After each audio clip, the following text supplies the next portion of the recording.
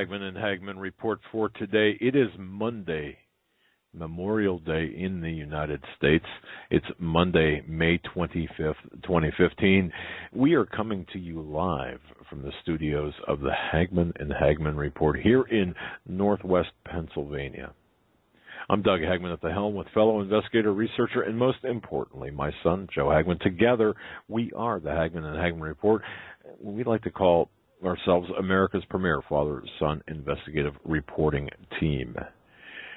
Our job is to bring you the news that propels the headlines, the news that is shaped and twisted and convoluted and hidden amid a funhouse of smoke and mirrors and the carnival we call the corporate media.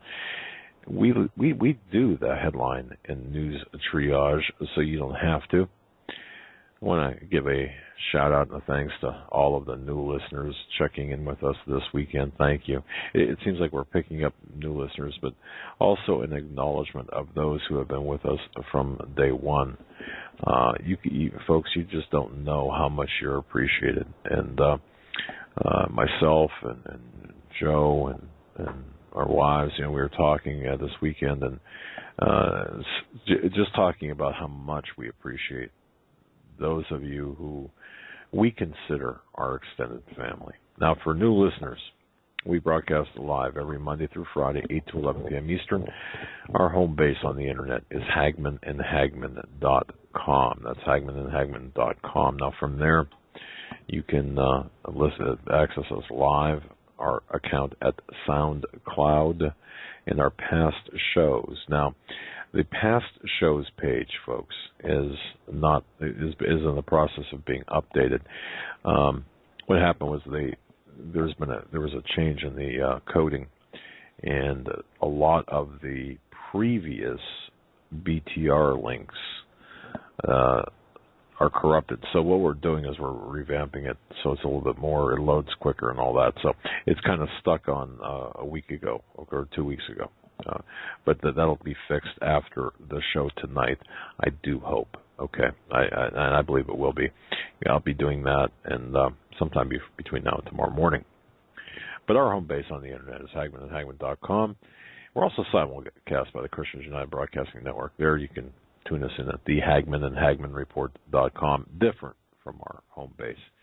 I want to thank you all for taking us to your barbecue, your cookouts today, whether you're at the beach enjoying a wonderful afternoon or even a sunset right now, depending on where you're listening to us at, or if you're overseas or in Guatemala.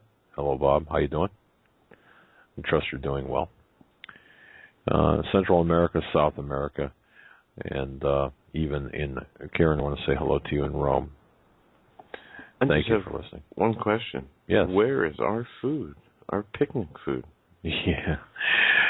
I come down here and I said, "Where's the macaroni salad and the hot dogs?" And my dad throws a bag of Nature Box at me. Hit him in the head too with those pineapple rings. But I want Nature those. Box. It's Memorial Day. I want some ribs. you know something? Because of the move and everything, not happening.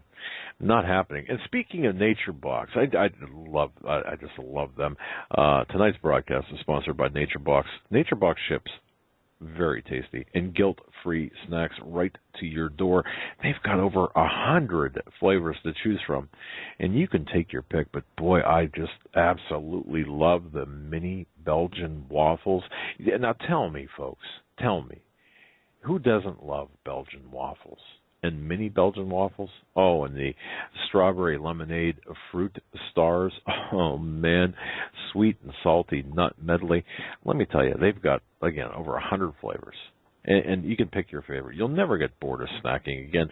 Try NatureBox for free by going to naturebox.com/CFP radio. That's naturebox.com/CFP radio. Alternatively, hagmannandhagmann.com. Go all the way down to the bottom of the page and click on the link to NatureBox. And that takes you to our special world. There you can get free snacks, a free trial. Very good. Now, Before Joe, before we get started, I just a couple of things. I made a mistake. I think last week I said I was going to be on with Dave Hodges on Sunday. I wasn't. Got my calendar messed up from. It was just a mistake. It's going to be next Sunday, and hopefully this week we'll be on with J.B. Wells, John B. Wells. I'm not exactly sure. That's in the works. Friday, hopefully. Hopefully, yeah. Hopefully, and that with Steve Coyle too. Hopefully, we can get him on board. Thursday. John Price and Steve Coyle together. John Price is the author of End of America, if I remember correctly. Well, yeah. Boy, yes. I had to stop. John's a great guy. And he's John been a guest on the show several times. Yeah, and he's a very knowledgeable man, very intelligent and very articulate. And there's a lot of things that John's got to say. And he and Steve had some dialogue there. And apparently, where America is at right now, Memorial Day 2015. It's between the Atlantic and Pacific Ocean. Thank you for that lesson in geography. But where we're at spiritually and where we're at as a nation, it's interesting. I've got an uncle that's buried in Arlington, and our heart goes out to the fallen soldiers of this country, and the names engraved in the black marble at the Vietnam Memorial in Washington, D.C., and of course the Korean War, or police action, if you will, Vietnam, World War II, World War I, all of the wars, all of the conflicts. Sometimes you have to wonder, and without, you look at the wars in which we have been involved. Now, well, it's the people, the dead from the wars that we honor. Sometimes you wonder about the purpose of the wars. You look at one of the biggest. I was visiting my father-in-law this Sunday. I visit him every Sunday, and take him coffee, and he's and people, regular listeners know the story, and it's getting more difficult for him to follow the news. And so, I try to at least keep him entertained and engaged. But one thing that he's aware of is, the fallen and the wars and the. He's very. It's a generational thing. Yes, and at 83 years old, he's seen a lot, and you know what? We have so many listeners out there who are veterans, and we want to thank you for your service. And of course, looking at everything today, it seems like, and I'm just going to go right into this, Joe, and you can come with me, so to speak. Let me just bring this up because this is important. Alex Jones is reporting on this, and he's one of the few media outlets that are reporting on this. John Schindler, John Schindler. I for a moment there, I thought I got his name wrong. Sent a tweet today. Said a senior NATO, non-U.S. GOFO to me today. Now, this is someone talking to John Schindler. We'll probably be at war this summer. If we're lucky, it won't be nuclear. Let that sink in. And Alex Jones writes, or actually this is Paul Joseph Watson. He writes, a senior NATO official told former NSA intelligence analyst John Schindler that the world would probably be at war sometime this summer. Now, think about that statement. The world would probably be at war sometime this summer. And I quote now, we'll probably be at war this summer. If we're lucky, it won't be nuclear, the official told Schindler last week. So this is last week. He was told this. This was sent via Twitter on May 20th, 2015, and it was picked up here in this report. And this particular report is picked up today. Okay, so, but the title of tonight's program is, well, the beginning. This is the unofficial start of summer, and it's going to be a long, hot summer. And I'm not talking about weather-wise. I'm talking about here domestically in the United States. I truly believe, and Joe and I were talking before air, Joe, this is going to be a summer like no other, I believe. The racial tensions are going to run high. You've already seen what happened in Cleveland, Ohio. We talked about Cleveland with the verdict of not guilty. Police officer Michael That come Brewer. through. Yeah, it did. And of course, the putting the National Guard on alert. Folks, I don't believe for a moment that situation is over. I think it's just getting started. And I think the intelligence that we got, both separately confirming about a situation of unrest in Cleveland, didn't have anything to do with this trial. No, I don't believe it did. There's something more brewing here in specific geographical areas of the country, and I do believe that the Middle Atlantic states, perhaps with Cleveland, and I'd even go with Pittsburgh, some of the larger urban areas are going to see some pretty nasty unrest. It's like making a 4 or 5 course meal. You have to get the ingredients. You have to get the ingredients, to the right temperature. You have to put them in, stir them in together at the right time.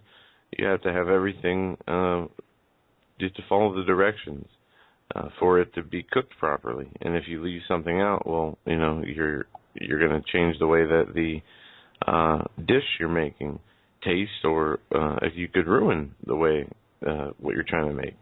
So they are putting together their recipes. They're putting their people in places. They're heating up the ingredients necessary to make this, mix well together. That's right. And we're waiting to see what is the occasion. Well, it doesn't have to be just one. It could be several. Right. I want to mention, too, on the economic front, we'll be talking about this, Greece. Folks, if you're not following the global economic situation, Greece, they raided some pension funds, and they're at the precipice, if you will. They've got $250 billion on deposit. And you mentioned the pensions.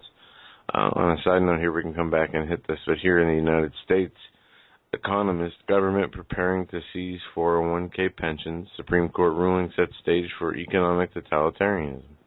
There you go. And so globally, here in the United States, we have our own unique set of problems, but they're concurrent with and somewhat,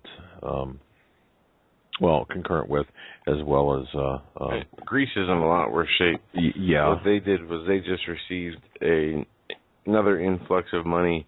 They have less than 28 days now, I believe, to repay a big amount of interest on money that they were owed or lent. I think it's like $3 billion plus $3.3 billion, and they will not have the money to repay that interest loan. They will be defaulting in June. Greece will fall economically. Well, yeah, and you know what? It's interesting when you listen, and we did this weekend. I was listening to various interviews and trying to really decipher what's going on, and sometimes you feel, folks, do you feel sometimes not stupid, but just kind of, it's difficult at times to understand what's really going on. But the bottom line here is this, that with Greece, for example, every week the European Central Bank increases Greece's line of credit. All right, it would be on par with you as a family, listener. You can't pay your bills, so the line of credit increases, and pretty soon it's unsustainable. You can't pay the interest on the debt. Correct. Right. And then you take a look at Italy, for example, and reports coming in from Italy, almost 20%, upwards of 17 to 20% of the loans within the Italian banking system are non-performing. In other words, charged off. It'd be like you or I or whoever having a credit card debt and not paying on it for 6-8 months, and people trying to collect it, and they say, "Oh, can't," so they charge it off, meaning they take it off their books. So think about that: 1/5 of their loans, nearly, in the Italian banking system are non-performing.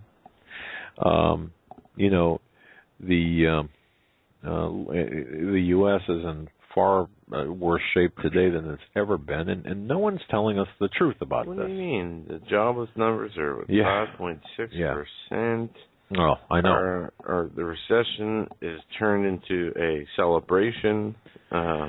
It's really... we're printing money to use as confetti. We're doing so well. I'm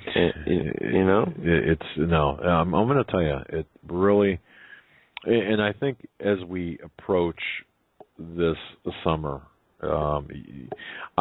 it's my belief, based on research investigation, that what we're headed towards is an orchestrated series of takedowns economically.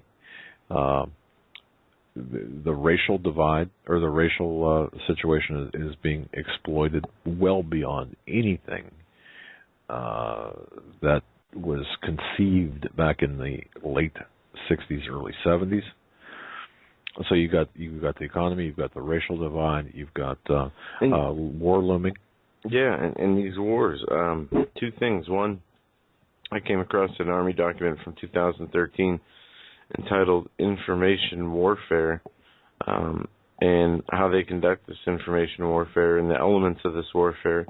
They say it's electronic warfare, deception, physical destruction, perception management, computer information attack, and they lay out how they can do this. And also, in a separate article, special ops armed with rapid DNA scanners get ready for advanced biometric warfare.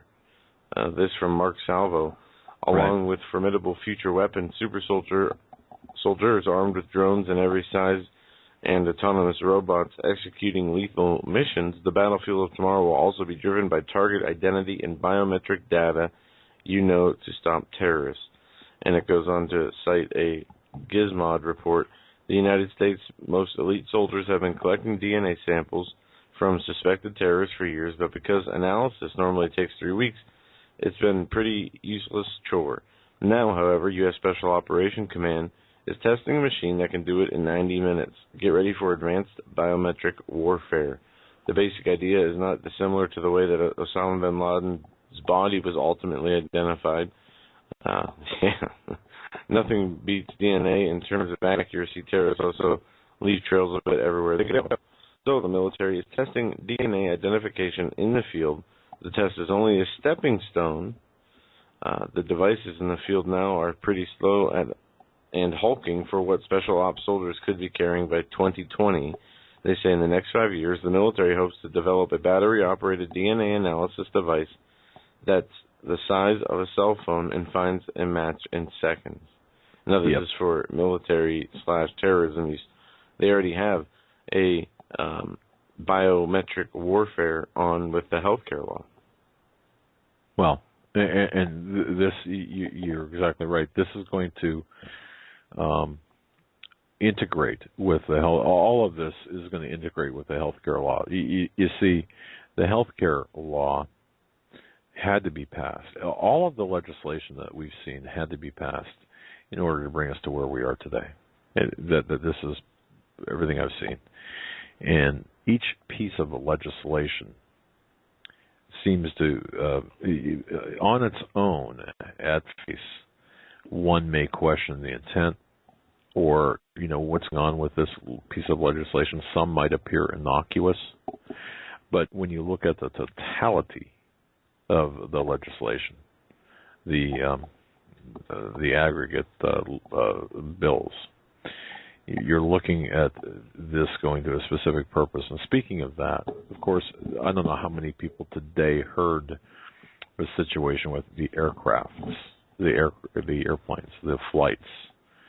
I think this is worthy of some information or worthy of some commentary, because to me, here we have the U.S. Senate blocking NSA surveillance bill, the Patriot Act extension. Okay, the Senate last week defeated a string of efforts to extend the Patriot Act as lawmakers splintered over its contentious phone surveillance program and left town with no plan in place to prevent the law from lapsing. Now, stop right there.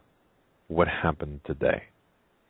Fighter jets scrambled following at least 6 reports of threats to passenger planes. And one was escorted. One Air France plane was escorted to JFK following a threat of a chemical attack. At least 2 flights were impacted by threats at airports in New York, New Jersey, and Boston today, according to airlines and law enforcement. An Air France plane was escorted to JFK Airport in New York City this morning after an anonymous threat was made against the flight. Law enforcement officials told ABC News. The FBI said the plane had since been checked and cleared with no incidents or hazards reported on board the flight by either the passengers or its crew. Right. Authorities said the decision to have the plane escorted by 2 fighter jets was done out of an abundance of caution after the Maryland State Police barrack in Garrett County received an anonymous call of a chemical weapon threat aboard Air France Flight 22, which was en route from Paris to the New York City airport. Now, the latest updated news we have, and I would urge everyone to understand that these reports have a habit of morphing into different reports, but the initial reports, the current reports are consistent with the initial reports. 10 calls were made to, and this is important, to local or municipal police departments. You and I watched our local news coverage of this story together, and we rewound it and re-listened to it. And yes, these threats were called in not from some international or each threat was called in from a local municipality. Now, with respect to the Air France plane, the call, a person called to the Maryland, unidentified person called the Maryland State Police McHenry Barracks in Garrett County at 6:45 this morning. The tip was called in on an untraceable line. The caller did not identify himself. And what happened? The military dispatched 2 F-15 planes, followed the plane, but they flew in a manner that the passengers and crew would not be able to see the military planes. The caller said that four flights had devices on board, but only specified the JFK-bound Air France flight. Now, a couple of things about this. The timing. Isn't it interesting?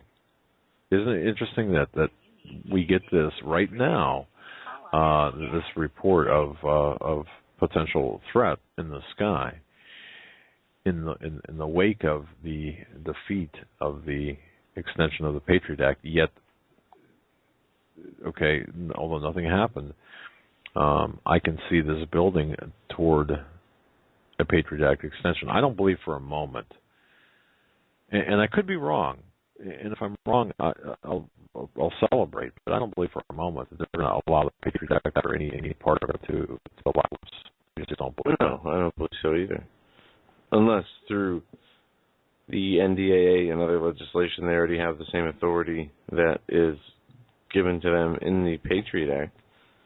But other than that, I agree with you that they will not pass up a chance to return rights to the American people. They will not let this go by unanswered. I'm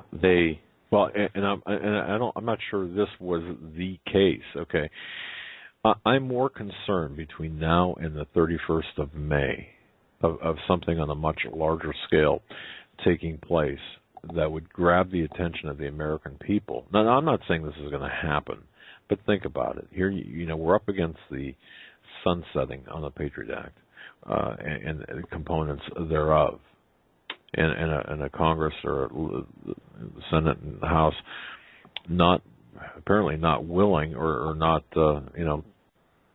saying, well, we're going to let it run out. Basically, we're not going to renew it. Well,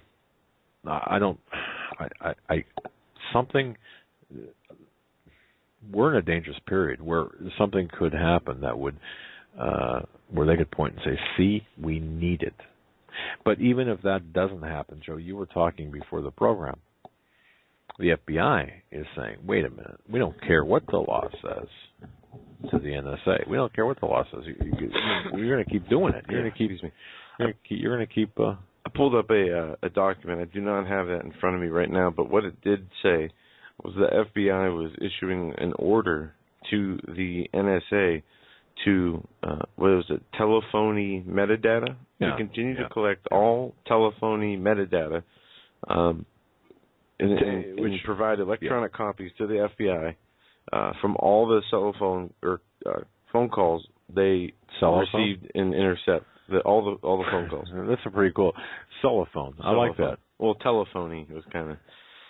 But what the FBI wants is an electronic record of every single call recorded and logged by the NSA. So not only will the NSA have the call on file, but the FBI will have the transcript of the call on file themselves.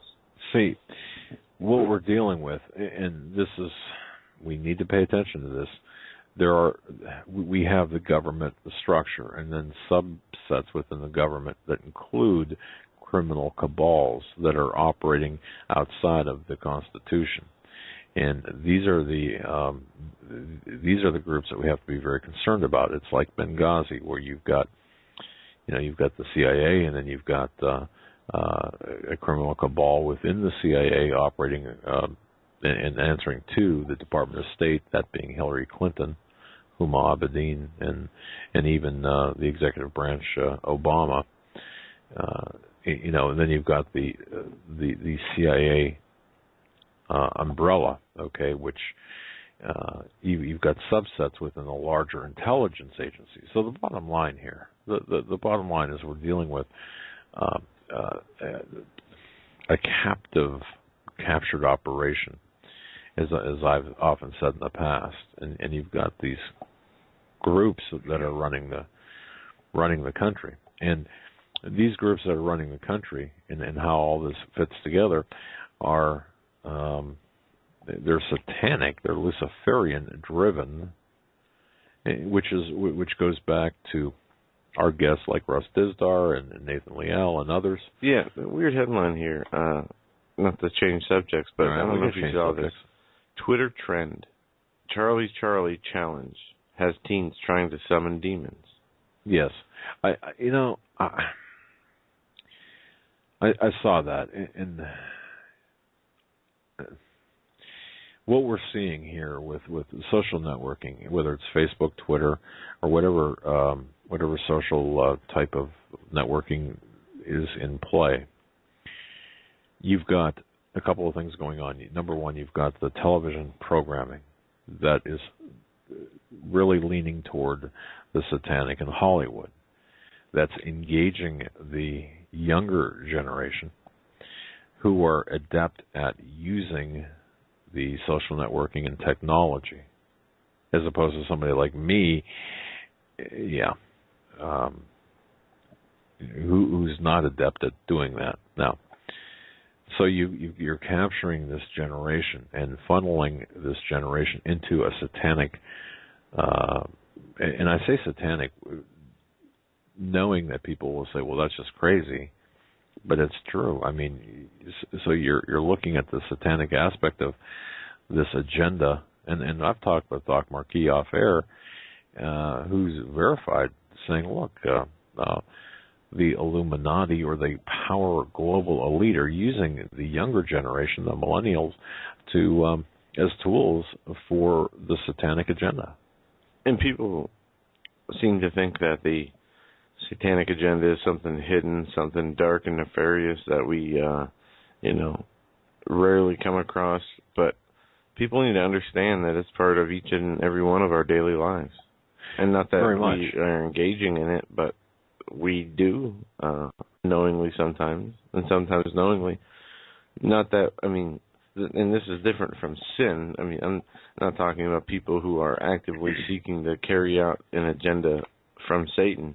What I'm saying is this world and the things of this world are of the carnal nature. And we are instructed in the Bible to not live in a carnal nature with carnal desires and lusts and wants, but to live in a spiritual state with the Lord as the Holy Spirit dwells inside of us. But too often, if you're like me, you find yourself enjoying things of the carnal nature too much, whether it's food or relaxing and TV unplugging, there's lots of things that seem irrelevant, seem innocuous, seem like they have no harm or consequence. Yet these are the things that are part of the satanic agenda that we as Christians continue to engage in, like myself. We all do. To some extent. And I say this, and I bring it up because it's something that me and my wife have been talking about, working on. Instead of waking up in the morning and turning on the news, we decided to start, not only just praying together, but also now incorporating reading scriptures before we do anything else. And it's been hard. We, I think out of the last 10 days, maybe 2 days, we got that far, but we're trying. And I think all people need to try to make an effort so the Lord does reveal to them what it is in their life that might need to go, or the Lord wants us to do something differently than we are doing it for His purposes. And if you're not communicating with the Lord, how do you know what He's expecting and wanting from you? Well, and I agree with that.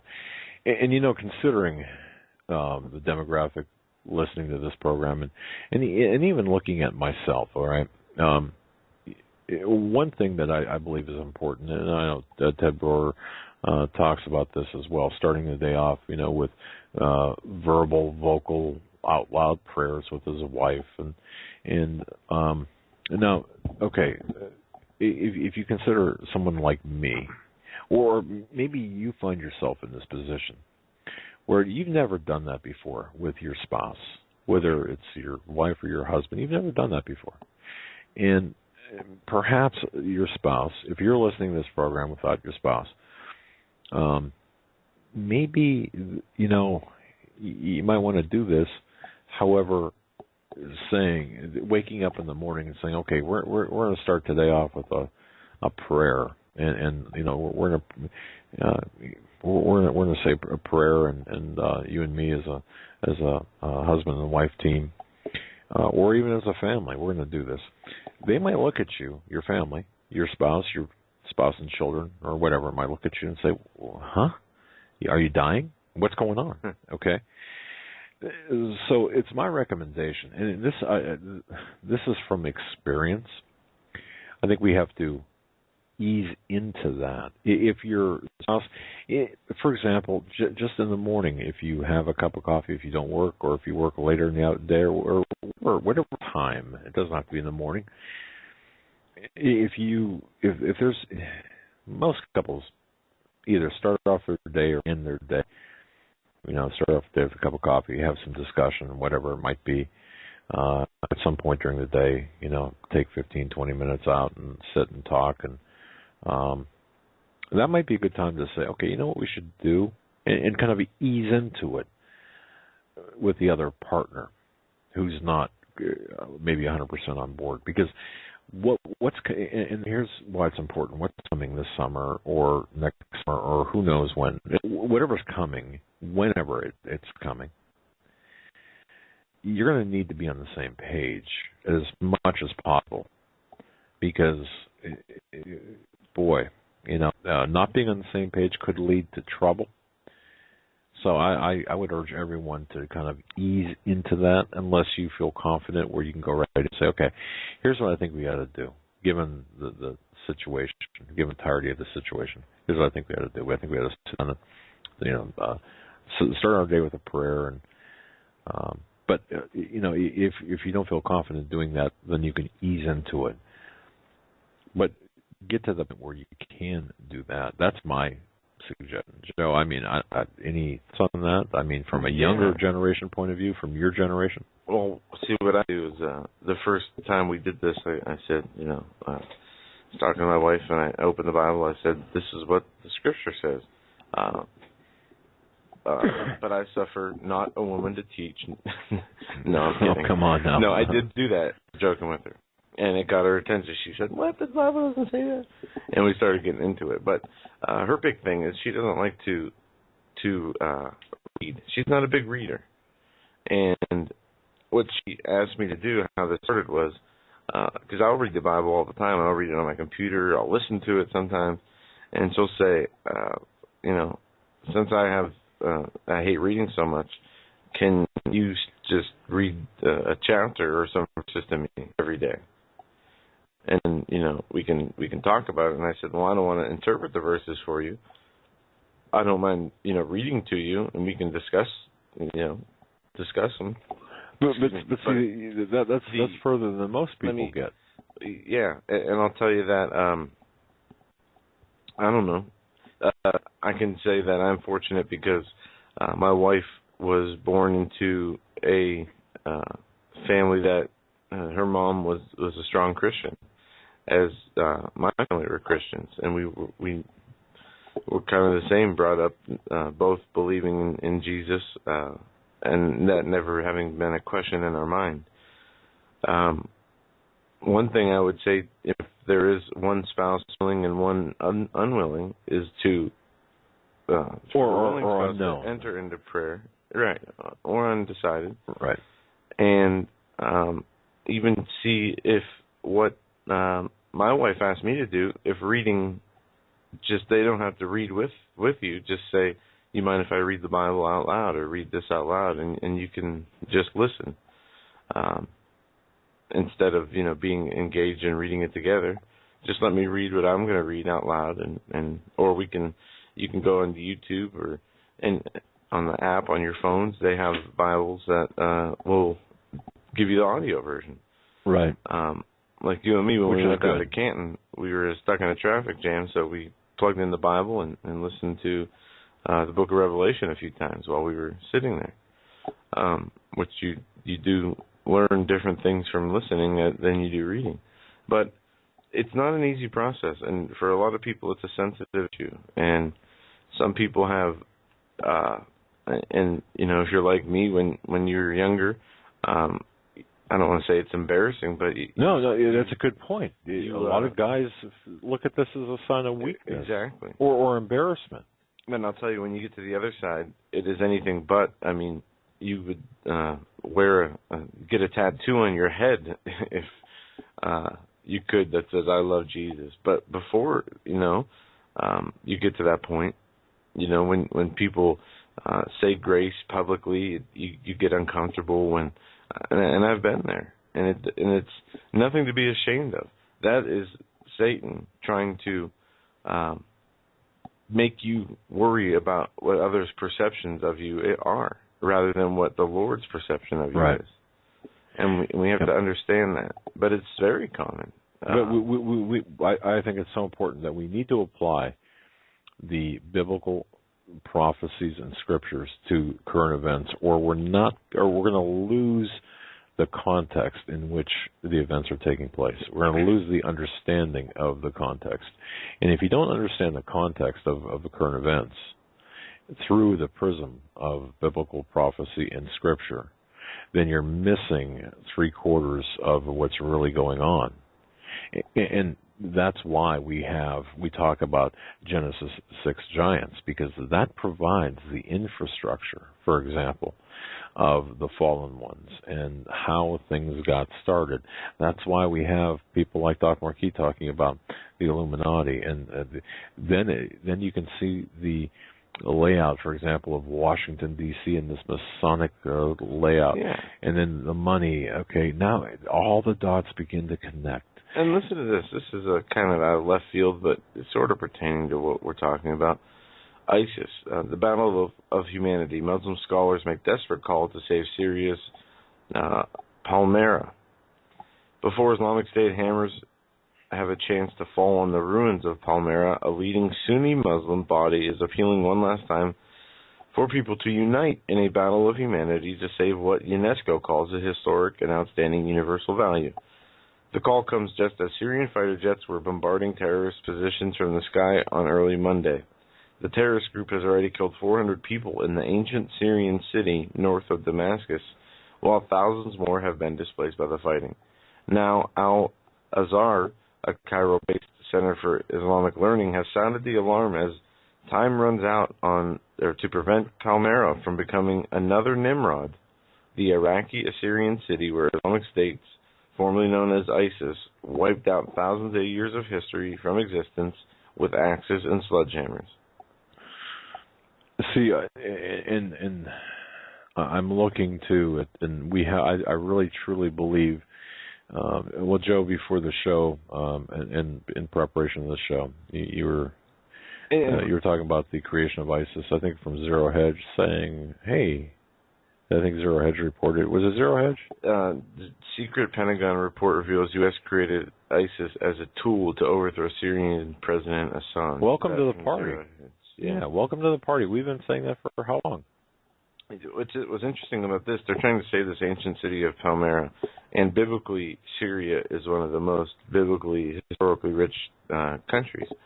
And they say this, again, I'll read this again. Now, Al-Azhar, a Cairo-based Center for Islamic Learning, has sounded the alarm as time runs out to prevent Palmyra from becoming another Nimrod.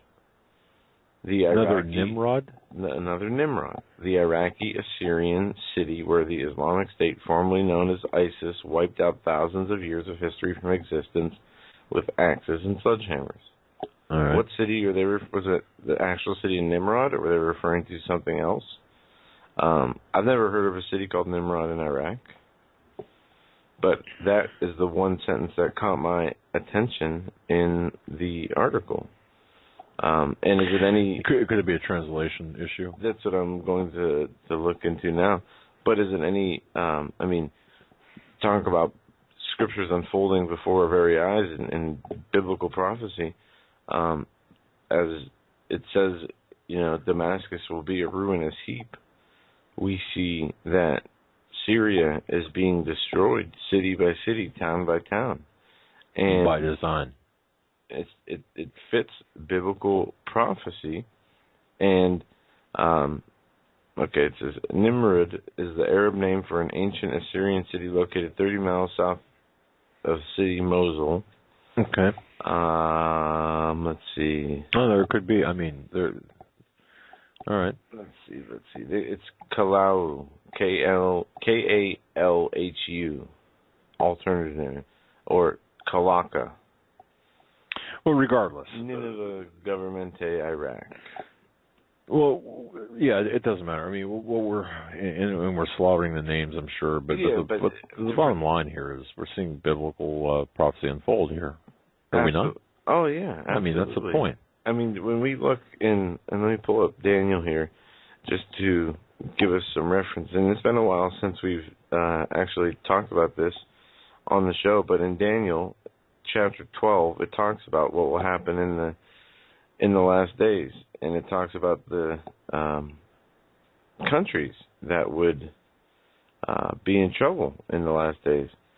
And reading here, and it talks about how Syria will be destroyed, or Libya will be destroyed. And Libya will be destroyed, as well as, I think it was Libya and Syria, and Ethiopia will be at the doorsteps.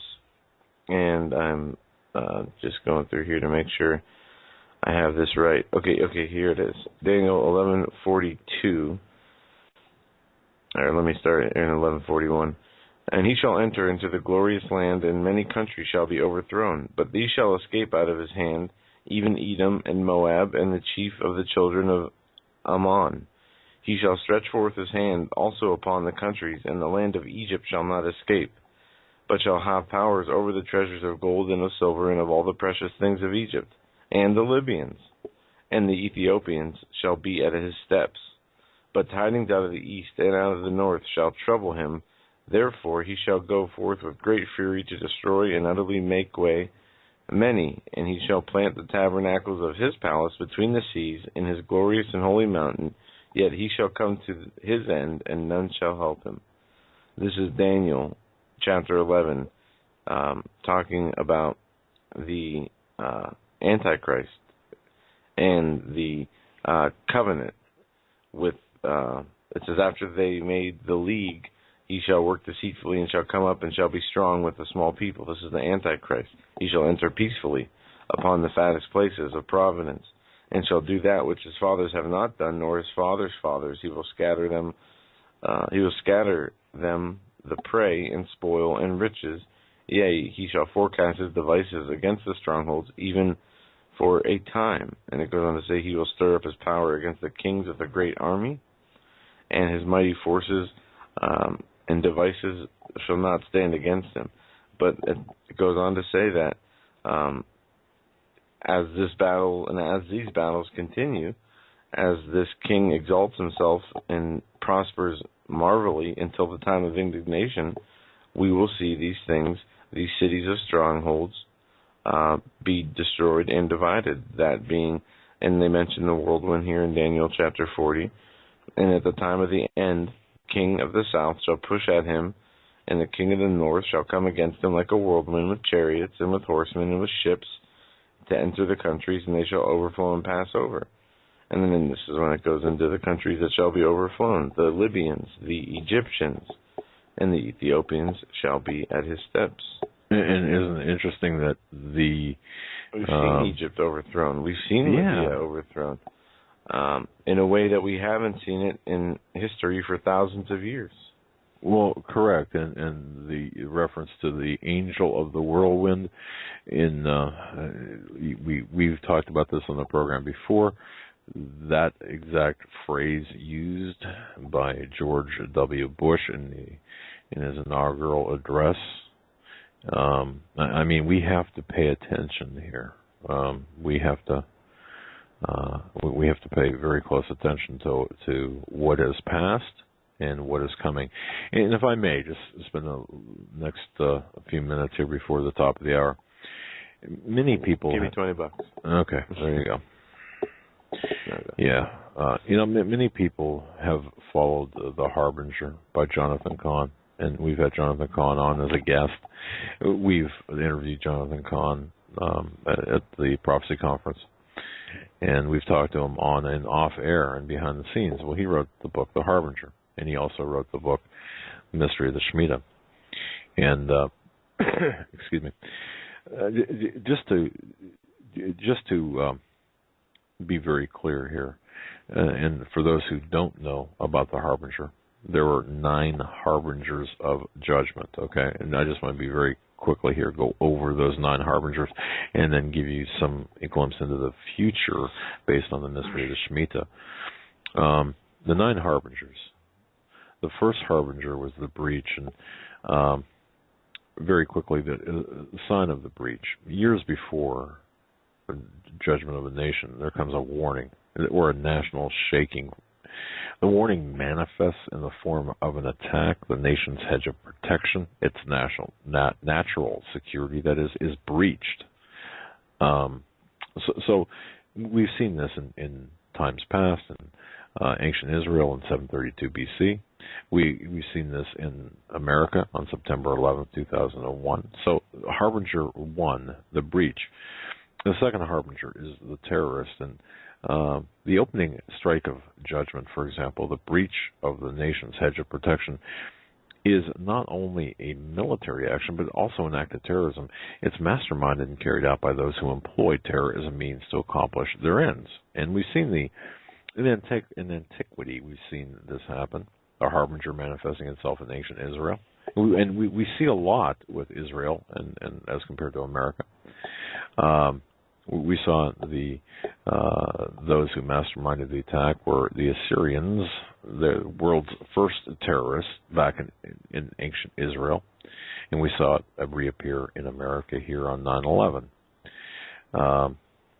The vow of defiance, of course, is also interwoven into the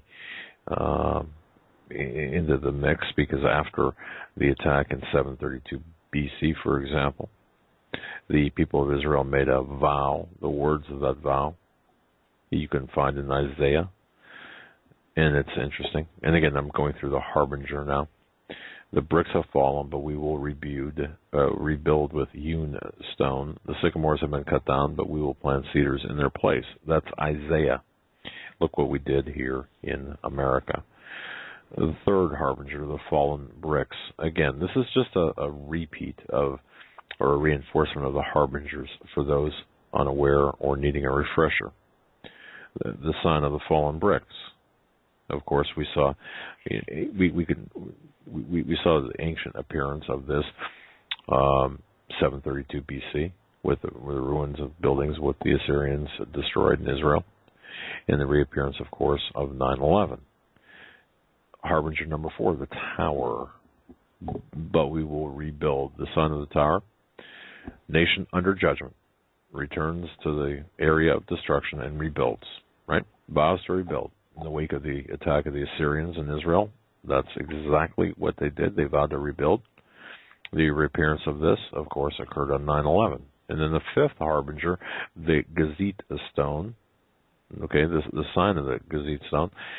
After the attack, the people carve out a massive rectangular block of stone from a mountain rock.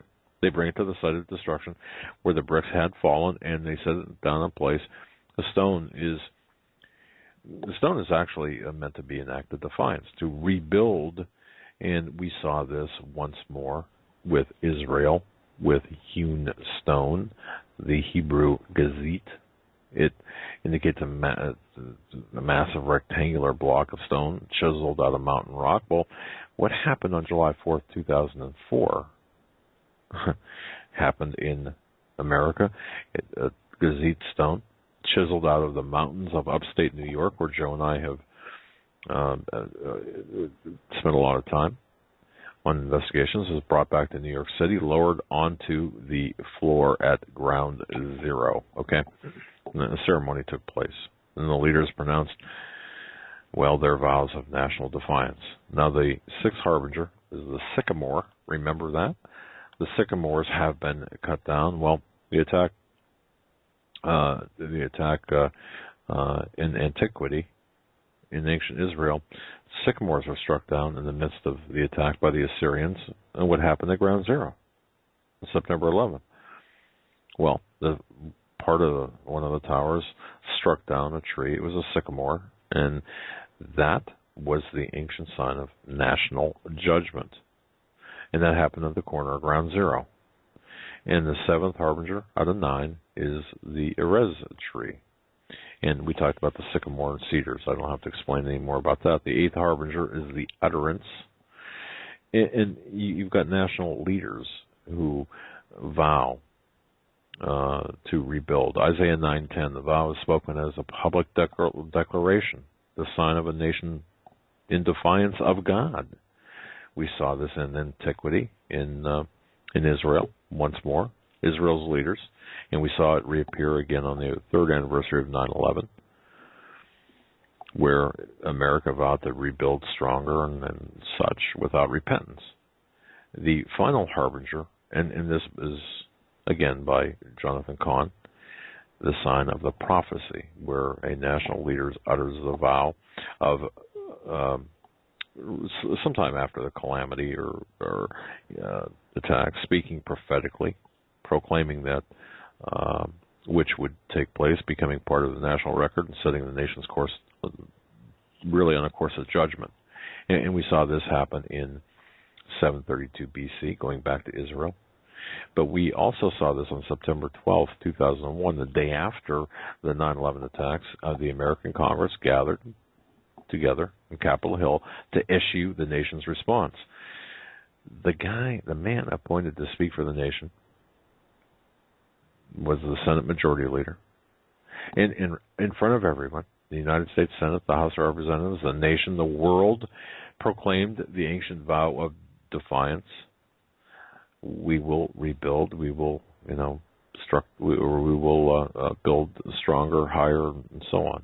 Well, the fulfillment of Isaiah 9:10, the fulfillment of the prophecies, and I want to lay that as a basis as we approach the top of the hour, because what we are entering here, and you hear a lot of people talk about what's coming, that which lies ahead. Well, and people talk about the mystery of the Shemitah. A lot of people don't know. I mean, before Jonathan Cahn entered the scene, they never heard of the word Shemitah.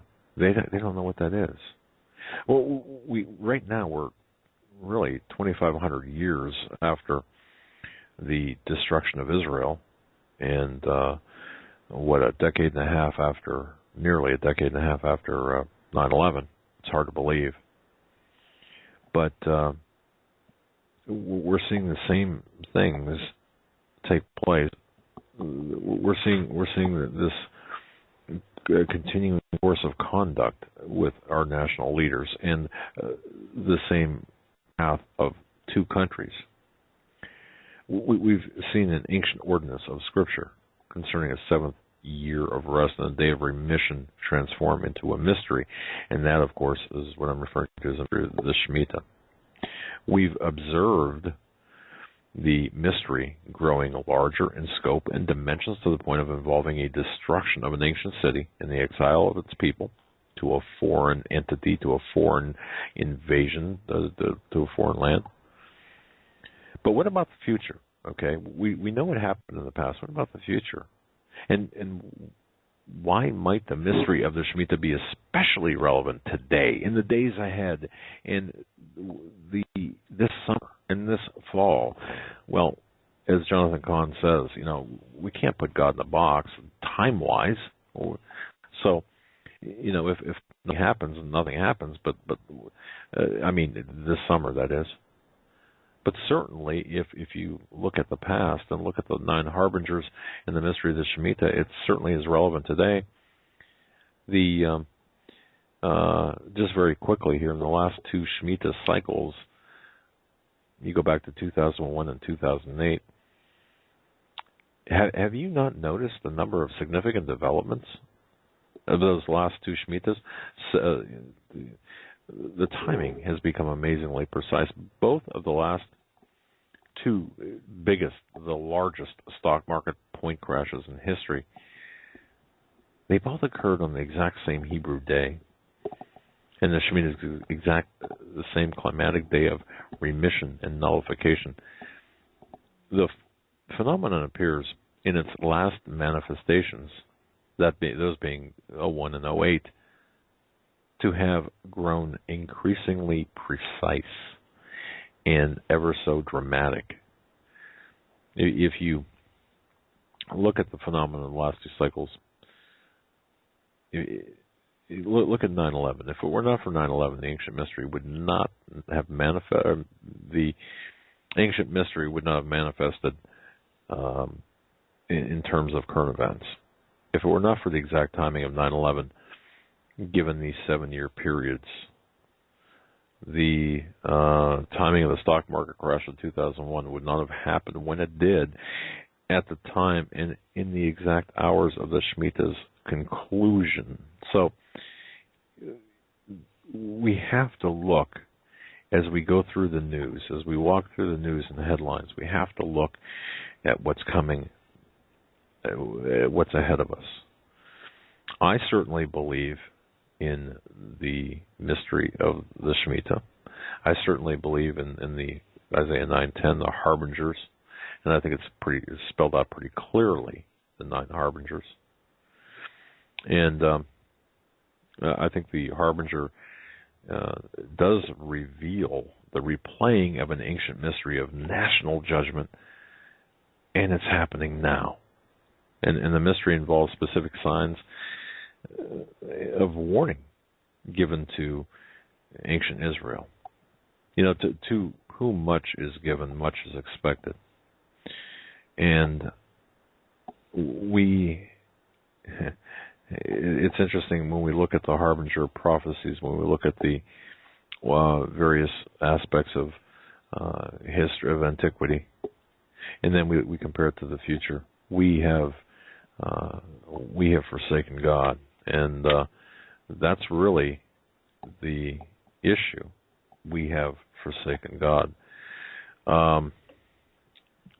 Very quickly again here, and then we have to break at the top of the hour.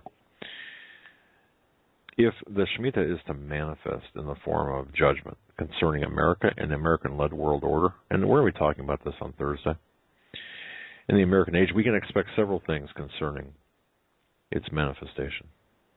Okay, a number of things here. The judgment that's coming to America and then coming to the world, but specifically America, will affirm the sovereignty of God over all things. The judgment will strike the realm of America's blessings, prosperity, and sustenance, and that of all nations, because it's a domino effect. The judgment that's coming will involve collapse. It will humble America's pride and that of man. It will lay bare the dependence of America and man on God. The judgment will separate wealth from the wealthy and possessions from their owner. The judgment will wipe away that which has been built up. It will level imbalances. It'll erase accounts within this nation, and among other nations. It's going to cause a cessation of functioning and an ending within America and the world. The world is not going to end, but the world as we know it, as we've been living it, will change. And it'll bear witness, the judgment will bear witness against the materialism within America. The 70-inch TVs that everyone has, the cell phones, the newest iPhones, I don't know. The judgment will make clear the link between America's physical and material realm and that of the spiritual. And that's what we've been talking about, haven't we? That's what we always talk about. It's just not headlines. It's just not news. It's just not the white noise of everything. It's just not the abortion clinics, the moral objection, but it's a spiritual rending of the spirit and of the sinfulness. What's coming will impact the realms of labor, of production, of employment, consumption, revenue, trade. It's going to cause production and commerce, trade, labor, investment, profit to cease or severely decrease. And as we go through this, the judgment will touch not just the financial and economic realms, but every realm of society and life. Look at the riots, look at the racial divide, look at the economic divide, but look at the racial divide. Look at all of this. Look at what's taking place through the judgments. The structure of culture, that is, and of our systems of civilization. The judgment is going to wipe away physical realities that we're so used to, and it's going to alter the landscape of nations and powers. And, can we have revival? Can we have revival? Paul McGuire talks about this. As we look here at the great shaking coming and the Shemitah, can there be a judgment and revival at the same time? Absolutely there can. There can be. And that's what we are trying to do. That's what we're trying to convey. Whether it's standing in front of the Supreme Court praying in Washington or being obedient. But the bottom line here is we need, even though we could look and accept the judgment, we can at the same time cause revival. And how can that be? It can be. It can happen concurrently. Otherwise, we wouldn't be doing a show. You wouldn't be listening. There can be both, judgment and revival. And you know what's funny too, and I'm going to end it here. Revival can even come through judgment. You see, there can be judgment upon the civilization, and the salvation and revival for those within the civilization who turn to God. So, if there is to come a great shaking, what's the hope? Well, if you talk to Jonathan Cahn, he would say that it's just the opposite. With no shaking, there is little chance of hope, because America has grown so hardened to God's will and so deafened to His voice. That only something of great magnitude, for example, is going to get people's attention, right? It's written that God is not willing that any should perish, but all should come to repentance, and that can be found in 2 Peter 3:9. The heart of God is to save, to restore, and to redeem, and thus all things, even shaking and calamity, must be seen through that truth. Folks, that's what this is all about on this Memorial Day 2015. That's what this is all about. With that, we are going to take our top of the hour break, get a quick word from our sponsors. We're going to come back, hit more news, and we're going to take your phone calls in hour number 2. 661-244-9839. 661-244-9839. Line up on the phones. We'll hear from you in hour number 2 after we hit some news. Stay with us.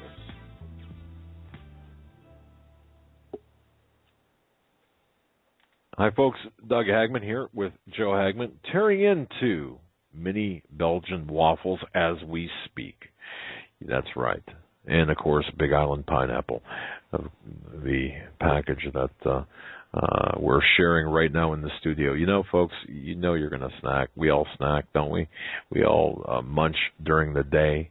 And when we do, we want our snacks to be worth it. We don't want, my goodness, anyone can open a can of frosting and eat from the can, right? Yeah, that's really cool, isn't it?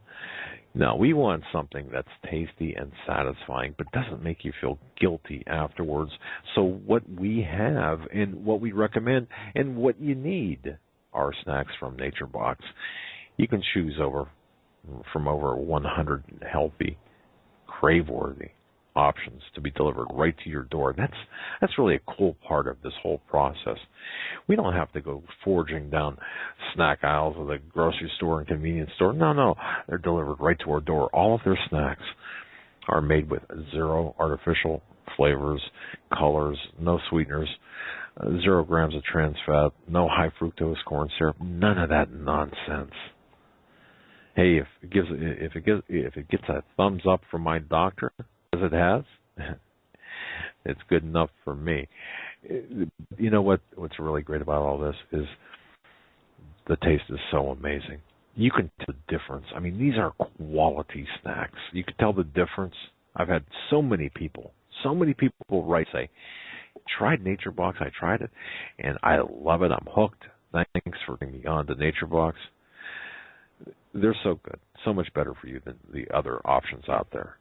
So the next time you're hungry, just grab some mini Belgian waffles. Oh man. Or the sweet and salty nut medley. Oh, is that ever good? What a combination of tastes. Or the Big Island pineapple like Joe and I are munching on as we speak. But get smart about snacking. Right now, if you go to naturebox.com/CFP radio, you get a free trial of their favorite snacks. Free snacks delivered right to your door. Let me ask you something. What are you waiting for? If you haven't tried it out yet, please do. Try it out today. Go to naturebox.com/CFP radio. That's naturebox.com/CFP radio. Alternatively, go to hagmannhagmann.com, scroll all the way down, click on the box where it says Nature Box. It'll take you to our little world. May 25th, 2015 edition of the Hagmann Hagmann Report. We want to say a special thank you to all of the live listening audience members out there who are celebrating Memorial Day with their family or alone. Thank you for bringing us and taking us to your picnics, your barbecues, spending your Memorial Day holiday with us. as love spending it with you. We are honored and blessed that you are with us, joining us tonight. We wouldn't have it any other way, but to be with you Maybe and to share. Some food down here would be nice, but well, yeah. we can take care of that when the show's over. Oh well, hey, just go ahead. You got your choice of Big Island pineapple. Yeah. You've got you can't have the mini Belgian waffles. Well, see, can't today have those. I was fortunate. Me and a friend got to go shoot 18 holes of golf today, and it was the first time I've been able to golf or fish this year. Something about running after a little white ball just doesn't make any sense to me. And I had a lot of fun, but let me tell you something. After a winter of sitting around, we did move our house personally, then we moved the studio, which was a lot of work, but I'm sore after those 18 holes of golf. I am a sore puppy. I feel like a baby or an old man. But it felt good to get out there. It felt good to enjoy some free time. And we had a good time. But, yeah, I keep mentioning food because now I'm a little hungry. Well, hey, and seriously, you go ahead and you can crack open the mini Belgian waffles. But anyway, folks, a little economic news. This is not new. I just want to reiterate something here. We are seeing things take place. In the last 5 years, we've seen a disturbing trend of retirement asset seizures. Now, folks, if you're in your 50s, if you're a baby boomer, even early 60s, and you've got private pension accounts, and Steve Quayle's talked about this, many have talked about this on our program. What we're seeing here is defaults or confiscations of retirement assets. You go back, look at the list of countries that have seized or nationalized their citizens' retirement assets just since 2008. The list is long as well as it is disturbing. You've got Poland, for example. The government had a shortfall, so they chose to seize half of all private, not government, but private pensions to readjust their balance sheet. But they're going to pay it back, right? Yeah. Well, Bulgaria. You never hear about places, early retirement accounts from from 9 different private pension funds. Argentina, the government there, they stole $30 billion with a B in private pension, $30 billion in private pensions, in order to shore up their budget deficits. Hungary. Now, they haven't seized retirement accounts yet, but they've moved in steps to abolish their hybrid retirement system. All right. How about Greece? We talked about Greece in the first part of the program. In 2015, repo transactions. Well, the Greek government seized money in pension accounts in order to make payment to international bankers at the IMF. All of this money is going into the pockets of the coffers of the IMF. And who's behind the IMF? Well, Christine Lagarde. But, if you don't remember, in 2011, when Washington was hitting, slamming up against the debt ceiling, good old TurboTax Timothy Geithner decided, well, what did he do? He said, the only thing that we can do is keep paying our bills, even though we're slamming against the debt ceiling. So he took the money from government pension accounts. He ordered all payments to those funds be redirected into near-term bill payments. Now, 2 years later, in 2013, this artificial or arbitrary debt ceiling was in danger again of being breached. What did TurboTax Timmy do? He opted to do the exact same thing again. Okay, it's a pattern that we're seeing over and over and over again. this goes back to my reference and our reference to the Harbinger and Shemitah. Don't forget this year, and I'm not saying anything's going to happen this year, but certainly there's a lot of things that a confluence of events. So your retirement accounts, folks, and believe this, believe what you will, and I know Steve Quayle rails about this, and I mean, when I say rails, righteously rails about this. If you've got money in pension accounts, well, there's no such thing as a safe banking institution. Right. There is not. There's nothing that's going to protect you. You've got to do what's necessary to ensure that your life's work and your toil, your savings, and the inheritance for your children isn't sacrificed for debt repayment by the unscrupulous and evil agenda out there. You've got to safeguard what's rightfully yours. And you look at Hank Paul, you look at helicopter Ben Bernanke, Tim Geithner. Ben Bernanke unable to get a mortgage on his house. Yeah. A victim of the Dodd-Frank Act, which, and those of you who are going to be buying a house or in the process of buying a house or getting a mortgage, I should say, not buying a house, getting a mortgage, okay, you're going to be affected by the incremental changes. July of this year, doing research on the economic aspect of things. Now listen to this. Remember, you used to be able to do this. You used to be able to close on your house on. You used to be able to go to the attorney. Let's say you're selling your house and buying another house. You're not going to be able to do that on the same day anymore because of the confines of the Dodd-Frank Act. Did you hear what I said? It may not seem to some of you. This won't affect. But for example, if you're selling your house and buying another house here in America, the Dodd-Frank Act says, well, you can't close on one house and the second house the same day. It used to be done all the time or frequently. But getting back to retirement accounts, the United States have dipped into federal pensions not once but twice.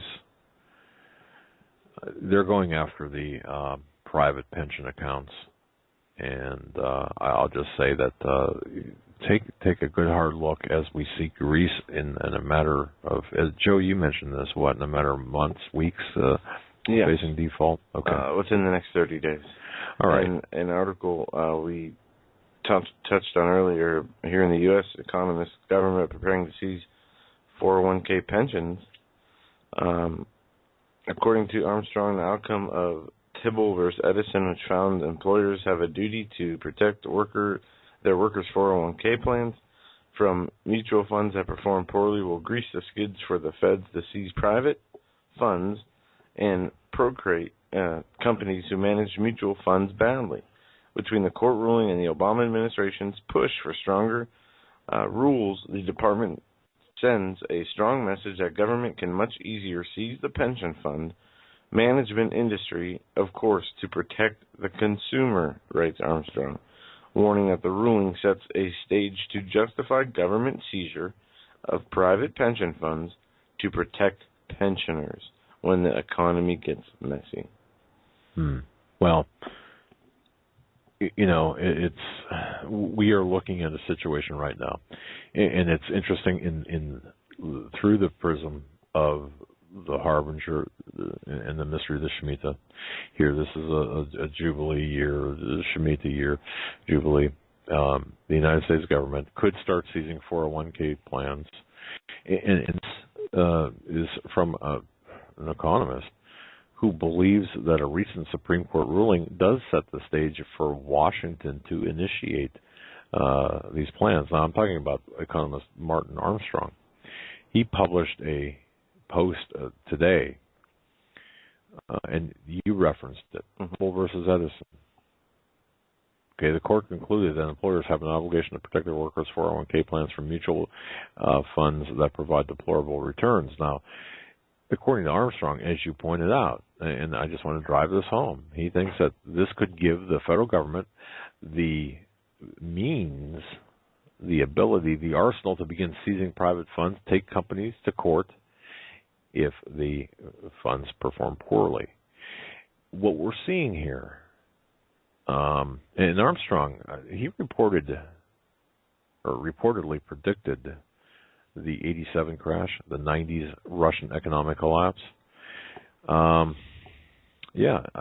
looking at a situation where the money that you have could be gone, and you could be issued worthless bonds. Kind of like today's money. Yeah, really. And if you think about this, what would be the next, perhaps, what could be the next logical step? Let's say you're smarter than the average bear, and you've got the means, which is important, because a lot of people don't have the means to buy gold and silver. Or gold, we'll say. We'll just say gold. Remember FDR's 1933 executive order outlawing hoarding gold. Hoarding gold, of course, in quotation marks. Now, do you think that that the government will go house to house to confiscate gold? Possibly, but yeah, I'm more inclined to believe they're gonna go after the houses that hold the gold on your behalf. But I do believe they're going after gold. Let's say you have $50,000 extra. You don't want it in the bank because of the trouble we see with the banking institutions. If it were me, I would probably purchase about 10 ounces of gold. You know what I'd do? I would purchase I'd buy land and storable food. Well, and then I would decide with my family what would be best, not only to further the family survival goals, but also incorporate the helping of others into that. Oh, sure. And that's when we talk about all of these things, and folks, please realize this. We do include everything we're talking about is not to save us. Like, for example, this is what we do. Well, of course, I shouldn't say not just to save us. It would also include helping others, including our family, because guys and ladies, if you're the head of the family, whoever's the head of the family listening to this, if you're not taking care of business and you're sitting back and relying on mere faith alone, which is important, you've got to have faith. But if you're just sitting back and saying, "Oh, God will take care of me," but not making any moves to do it yourself, then shame on you, because you've got to, in order to be helped, you've got to help yourself too. But I look at this as being a catalyst toward a second civil war, if you will, as one of the ingredients, as you put it earlier, Joe, of the recipe for a war here in America. And I do believe, I don't believe that this is a joke. I don't believe it's hyperbole. It's coming. And some people will say, well, they'll look at like Martin Armstrong or the Economic Collapse blog or some other Zero Hedge or the Silver Doctors, whatever you might read. Well, I wouldn't expect any of them to say anything less, because they profit on economic doom and gloom, so they're not going to report good news. Yeah. Oh, come on. Look around you. My goodness. What is it going to take for people to wake up? Their pensions and bank accounts to be emptied. Yeah. Their inability to buy food and necessities for themselves and their family.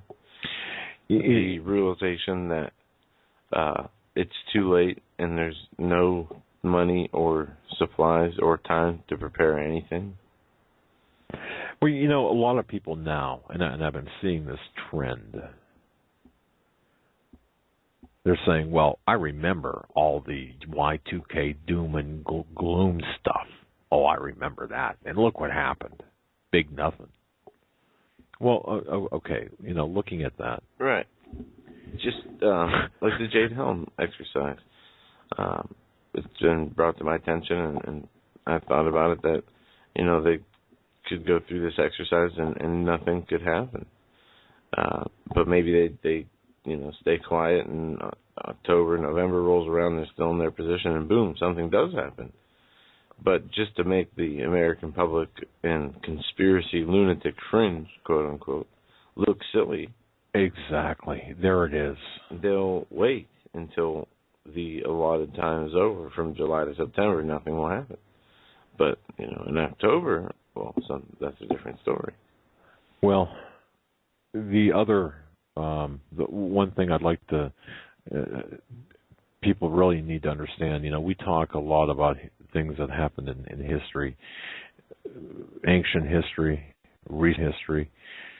If you look at how especially in the financial side of things, for example, the role that the war on drugs has taken. If you go back to the late 60s, early 70s, think back, those of you old enough to remember the old Dragnet series with Jack Webb and Henry Morgan, I believe it was. I don't even remember those from us traveling in New York State and getting to a hotel and you turn it on. Oh, yeah. TV Land or whatever. And, or whatever station, Joe Friday. Yeah, Friday. Just facts. But anyway, the Bank Secrecy Act of 1970, otherwise known as the Currency and Foreign Transaction Reporting Act, requires financial institutions here in the United States to assist any government agency to detect and prevent money laundering. Now, specifically, what the BSA, or Bank Secrecy Act of 1970, has done has required the financial institutions to keep records or keep track of cash purchases of negotiable instruments and file reports of cash purchases of these negotiable instruments of more than $10,000, which is the total daily amount. So, in other words, you go into the bank at 10 o'clock in the morning with $5,000 and wire out $5,000, and then 2 o'clock in the afternoon wire out $5,000. That's not good. Okay, so it's going to look like you're structuring, even though it might be for a specific purpose. But having said that, they will report this on a SARS report. It's a suspicious activity report. And folks, you may never know it, and chances are, if you have any money at all, or of that nature, of that caliber, chances are you've probably been reported. It's just that way. But can you see how the war on drugs, for example, was used as a catalyst to invade our financial privacy? Just as the war on drugs has been used to militarize the police in the large sense back in the 70s and 80s and 90s. Now, the infrastructure has been built for today. Right now, I'm going to tell you right now, when this collapse happens, I don't know if it's going to happen this year, next year, whenever. It's going to happen. But it is going to be structured, and I see this all the time, too. I want to point this out. Oh, good. Let it happen. We'll get rid of the Fed, the Federal Reserve. No, we won't. It'll just be changed, morphed into a global Fed, basically, and digital currency will be the result. Why does it have to be digital currency? For control, surveillance. Yeah, they can't have you spending cash money without their knowledge of where you're receiving the money or B, where you're spending the money. Those could be considered illegal activities carried out by quote-unquote terrorists or people who have something to hide. Right. Kind of like going into and this really, again, oh, man, this just chaps my butt, okay? If If I or my wife, let's say, or any member of my family, if we need Sudafed or Actifed or whatever that stuff is, I actually don't take it. My wife's got some sinus issues, so once in a while she'll say, "Hey, can you buy Actifed or Sudafed?" Again, I'm sorry, I don't remember what it is, but it's an antihistamine. You can't buy it anymore. That's the stuff that's illegal or illegal to buy in bulk due to the meth. Right. You can use it to manufacture methamphetamine. But see, so to buy it is behind the counter at the pharmacy. So you've got to give your license and fill out like a roster, if you will. And it's been quite a while. But it really irks me because where is whose business is it? They're using the excuse of manufacturing methamphetamines. But you see, it's going to take place regardless, and it's taking place. Has this stopped? Has this stopped the production of methamphetamine? Not only has it not stopped, the increase of hardcore drugs across the board, from heroin to speed, have increased, and the deaths, I know in this state alone, in the city alone, have increased tremendously in the last few years. And I'd imagine that to be true across the whole nation. Well, the collective objective here, and I say collective objective because we're talking about all nations, all governments, all central banks. The objective here is a cashless society. And right now, many high-ranking, very serious, very important people and institutions are promoting this, and they consider it a foregone conclusion. Cash is almost dead. It will be removed totally at some point, and then tyranny, like you've never seen before, can have total control over every individual, because once you control the money, how are you going? Where do you hide? Aaron Russo in his documentary. Oh goodness, what was the name of his documentary? It was about the IRS. It was about these issues, and he talked about his friendship with one of the Rockefellers and what the plan was. And he said to consolidate all the financial economies and to bring in a digital currency that would be deployed via a chip.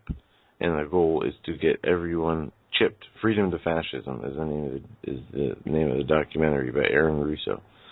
What was the name of the? I'm sorry. Freedom to Fascism. That's right. And Aaron Russo deals with some IRS administrative people, asking them to show the law where it says that the income tax must be paid, which of course they can't show, as it is not a law. But he talks about his friendship with a Rockefeller and how he was asked to not be a part of, or kind of like the Rockefeller was saying, hey, wait till we get all these idiots microchipped and we control all their money. And he goes on to say, we don't like what you have to say, we don't like what you're doing, we can just turn off your chip. That's right. Exactly.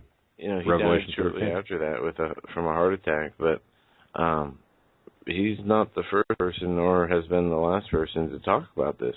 And you think of total control. There's a documentary that G. Edward Griffin was a part of. Yep. Where he talked about a universal chip with digital currency on it would be par excellence, he said. Meaning it would be the universal standard and end game of this battle versus good and evil. Because you either have to choose evil and take the chip, or decide not to take the chip, choosing Jesus Christ and have nothing, not be a part of this society, community. And there will be a black market from that. Still,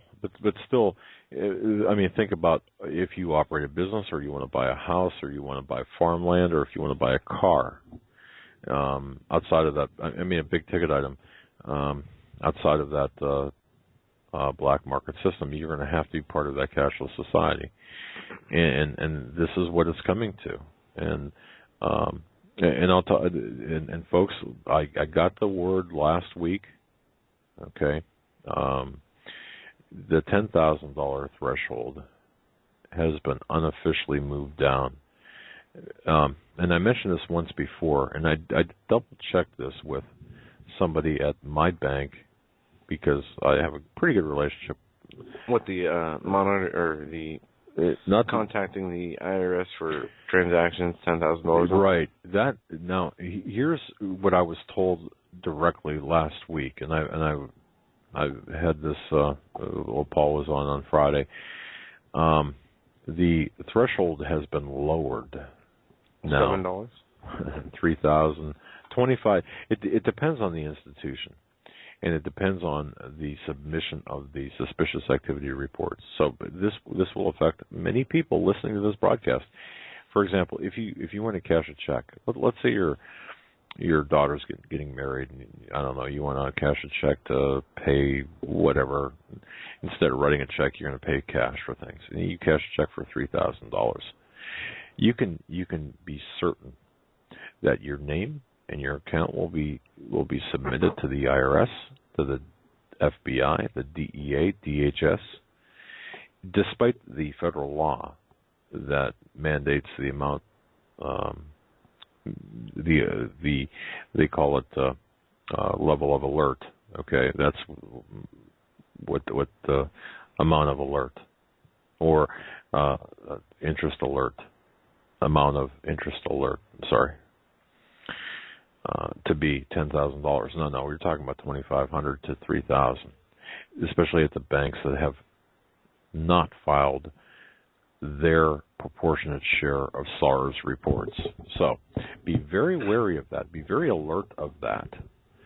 And this is coming. I mean, this is here, but what's coming is this as we enter into this economic collapse, this orchestrated collapse. It is orchestrated. It's not by, and you're going to hear, all of these intellectual anchors, the stuffed shirts, and the bimbo blondes say, well, it was, and we never saw it coming, and it was unfortunate accidents or the circumstances or whatever it might be. No, this is orchestrated for the purpose of control and surveillance, and to control you, and to, this is all coming, and of course we're setting up the groundwork for the Book of Revelation and the prophecies in the Bible, and that's it. And one last thing too. I want to make mention of this. This is on a different topic. In the event you have, and this is topical for today. If you haven't heard this, Breitbart is reporting on this, but CARE, the Council on American Islamic Relations. Go ahead and make sure your recorders are working. CARE for this program. Muslim organization CARE. They're questioning whether U.S. troops should be honored on Memorial Day. Yeah. Okay. Are you serious? I mean, this CARE, of course, is the go-to organization of the corporate media for all things Muslim. They're the ones, the unindicted co-conspirators from the Holy Land Foundation. I love to mention that every chance I get. The Council on American Islamic Relations, the unindicted co-conspirators from the Holy Land Foundation, the spokespeople, the go-to people for the corporate media. They are, of course, saying, well, wait a minute, we shouldn't celebrate, virtually all Americans, all of us come together for Memorial Day to honor those who paid the ultimate price for our country. Well, two CARE officials, what'd they do? How'd they spend Memorial Day? They questioned whether U.S. troops deserve to be honored, and they sent tweets that the country was established on white supremacy. Now, they are part and parcel to, they're the tool, a tool, in my view, the Council on American Islamic Relations, which, by the way, a group labeled by the Department of Justice as a U.S. Muslim Brotherhood entity. Okay.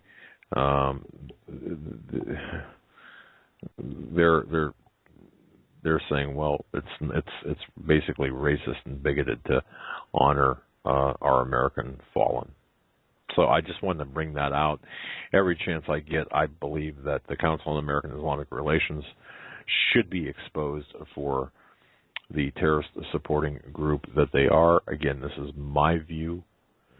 However, it's not my view is the fact that CARE is an entity, an unindicted, or a U.S. Muslim Brotherhood entity, an unindicted co-conspirator in a terrorism financing trial, the Holy Land Foundation case. And they, of course, obnoxiously decry themselves or claim themselves to be a moderate organization. So there you have it. Happy Memorial Day to you, Council on American Islamic Relations. Yeah. I can. You can go ahead and organize and send all the emails you want. Okay. But switching gears here, I want to hit this story. Net neutrality 2.0 plans to shift control of Internet to internationalists. It's been a bad few weeks for freedom where the Internet is concerned. First came the news of the FCC reclassifying the Internet as a public utility. Now, the same federal government that wants to regulate the way the Internet service providers deliver control of their subscribers is planning to hand control of assigning IP addresses and domain names over to an international body made up of governments and intergovernmental organizations. With the FCC regulating ISPs in the United States and some as yet unknown international organization assuming control of the assignment of Internet addresses and domains, we may be living in the last days of the Internet as a free and open platform for communicating and disseminating information. At least the information that they don't want you to hear, like this program and Alex Jones and Hawk. Anybody that doesn't post that party line, the talking points that trickle their way from national news down to the local news organizations from city to city. It goes on to say IP addresses are the numeric addresses assigned to web servers. Domain names are actually names of the websites. The IP addresses for the server hosting, www.thenewamerican.com, is, and it goes through a list of numbers, 69.167.176.82. Right, that's the actual IP The location. number was assigned by the Internet Corporation for Assigned Names and Numbers, ICANN. And the domain, thenewamerican.com, was assigned by a registrar via the domain name system, DNS, that is overseen by ICANN. Without the system in place, the Internet simply would not work. Multiple websites could have the same domain, and there would be no way of distinguishing which of these a user was trying to reach. Anyone living on any of the streets, roads, avenues, or boulevards named Peachtree in Atlanta can understand the problem. ICANN's website explains it. ICANN is not for-profit partnership for people from all over the world dedicated to keeping Internet secure, stable, and interoperable. It promotes competition and develops policy on the Internet's unique identifiers. ICANN was incorporated in California on September 30th, 1998. Before that, functions that ICANN now handles were handled by John Postel, one of the original creators of Apparent, predecessor to the Internet. As the Internet grew exponentially, it became necessary to have those duties handed to much larger scale. ICANN was contacted by the U.S. government to assign IP addresses and oversee the DNS. Now, it goes on to say, with few exceptions, the system has worked pretty well, but as is often the case, those in power can't seem to leave well enough alone. ICANN's contract is set to expire in September, and the power brokers who want to see the internet under their control are pushing to move oversight to the organization to a global multi-stakeholder community, which would include governments from several nations that have abysmal records where freedom of speech and other freedoms of the press are concerned. It goes on to say, while governments of oppressive nations may support the plan, not everyone is so easily persuaded. There's getting a lot of blowback from companies like Google and just the gamut of people who don't want to see any kind of content regulated on the internet. It goes on to finish, as to whether freedom of the internet is at risk, we will see countries that see the internet freedom and its openness as a threat. They will deliberately do what they can to inhibit its use. It goes on to say, perhaps the most troubling part of this whole thing is the end goal. Those who seek power for the sake of power usually have a long-range plan. A man by the name of Chichady says the next issue for the international community is how to tackle what he calls internet integrity. He asks, when I see something on the internet written about me, how do you know it is a high-integrity item? How do you know this is the truth? His answer to create a better way to ensure and protect the content disseminated on the internet, according to Yahoo News. His plan to regulate the quality of content of the internet creates more questions than it answers. As Pilate asked Jesus, what is truth? Who gets to decide whether information on the internet is true or not? Having a ministry of truth for the internet would have huge implication for news magazines such as the New American and activist groups such as the John Burke Society. Reporting on issues like global warming or plans for the North American Union would be impossible if the narrative only allowed to see the light of day which made past the censors. Once the internet is consolidated, it would be entirely useless for anything much more than watching cat videos. Building the foundation of net neutrality. The bottom line here, I mean, you can continue, but the bottom line here is, I mean, okay, so every website has a particular address, right, as you mentioned, all right? We'll just say www.one.com. Well, it'd be a string of addresses, but see, that translates into, for example, Hagmann has a specific numerical address separated by dots or periods.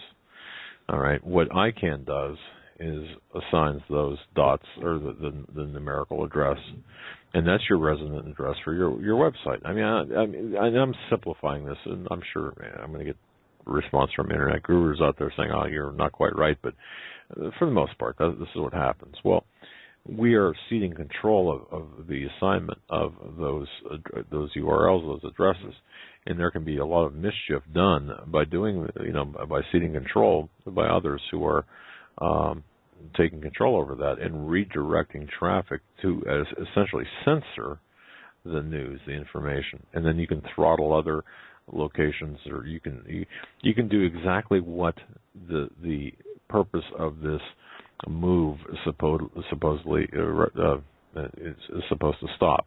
From the way I read this, essentially they could set up a website called the Drudge Report, with the same exact URL as Drudge, only take you to some kind of progressive news aggregate site. Exactly. And see, this is incremental at first, and we're going to be seeing these little tweaks and dabs on the internet, and this is, people have to understand this, and we've researched the heck out of this, and this is being done. This is, think back to Carter giving away the rights to the Panama Canal. Remember that? Okay. Yep, okay. I remember. No, you don't remember? No, I do know what you're talking about. But think about that. Okay. Well, in and of itself, in a perfect world, all right, that would really not have an effect necessarily, a major effect. But the bottom line here is, it did. Ultimately, it did. Well, people are not going to really get that. With this is an act of censorship, and it's going to change the way that the internet operates, which is why we moved where we are now, and this is why we're setting up different avenues to preserve the integrity of our broadcast and also to be able to get the message out in the absence of the free internet as it is. When I say free, I'm talking about unfettered and uncensored to a large extent. I'm not talking, for example, Hodges' show, the Common Sense Show, unavailable on military or government servers. Our show, unavailable on military servers. That's my understanding. It depends on geography. Okay.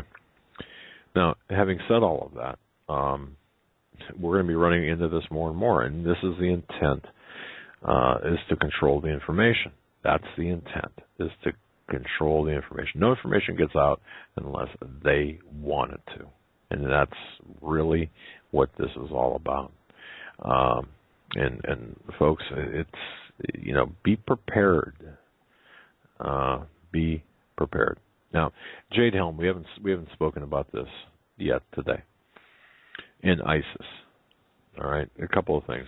Well, let's talk about ISIS first here in the United States. I do believe, based on research, investigation, scanning, the headquarters in Langley? Yeah. Well, scanning the Arabic language web forums, you've got unfettered immigration, illegal immigration coming across the southern border and to a lesser extent from other locations. And you've got Muslim sympathizers. But more importantly, you've got the U.S. government actually giving asylum to seekers of refugees, giving asylum, political asylum, undeservedly so, without any background checks. Included in these numbers of refugees are Islamic sympathizers, and whether you call them ISIS sympathizers, it doesn't matter, because the same effect is going to be the lack of assimilation, but setting up war camps, if you will, or paramilitary compounds all throughout the United States. They will participate in the riots. They will participate in the chaos when it happens here in the United States. We've seen a little bit of this in Ferguson. We've seen some melding between, or some merging between, the black protesters and the Nation of Islam and other groups. We covered this last week when ISIS took over the Iraqi city of Ramadi, how a succession of 13 different suicide bombs were carried out, one after the other, yep. Where other members then came in with bulldozers, other members came in with different machine guns, all having different tasks, destroying the chain of command and the, recourse you take in emergency actions were stopped by the ISIS and the whoever helps them, with the coordination of knowing exactly what infrastructure to hit, how to hit it, and what to do after they hit it. Well, the Defense Intelligence Agency, DIA, they have a document that exposes the roots of ISIS. I don't know how many people have seen this, but ISIS,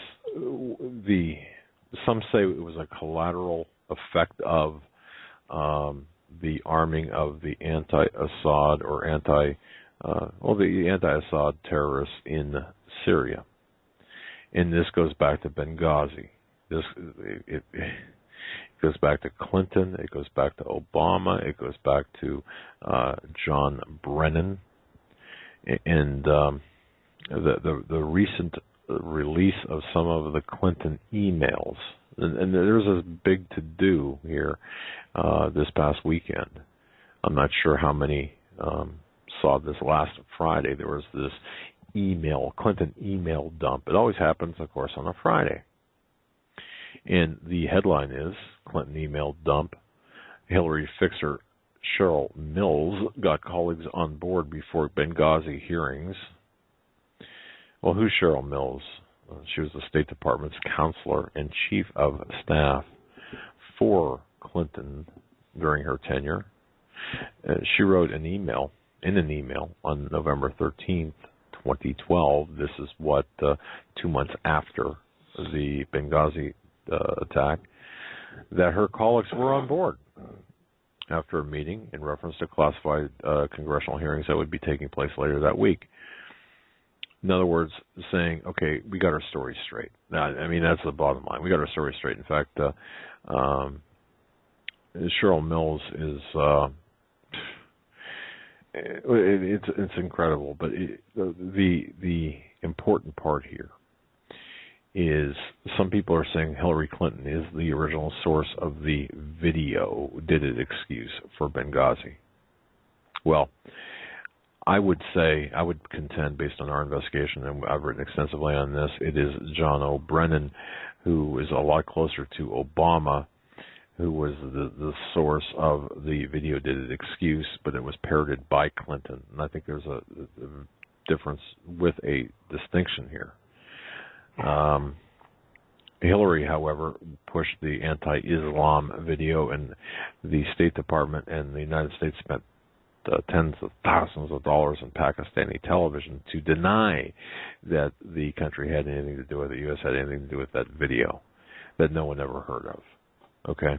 So, but when you start disassembling and start doing a post-mortem on that video and looking at the post-mortem in Benghazi, and this is something that the Marxists don't want us to take a look at, and they cry foul, oh, Benghazi myth. It's a myth. Okay? And even some conservatives out there refuse to touch this subject. It's the third rail of politics. You know why? Because their hands are bloody. Because the Gang of Eight knew what was going on in Benghazi.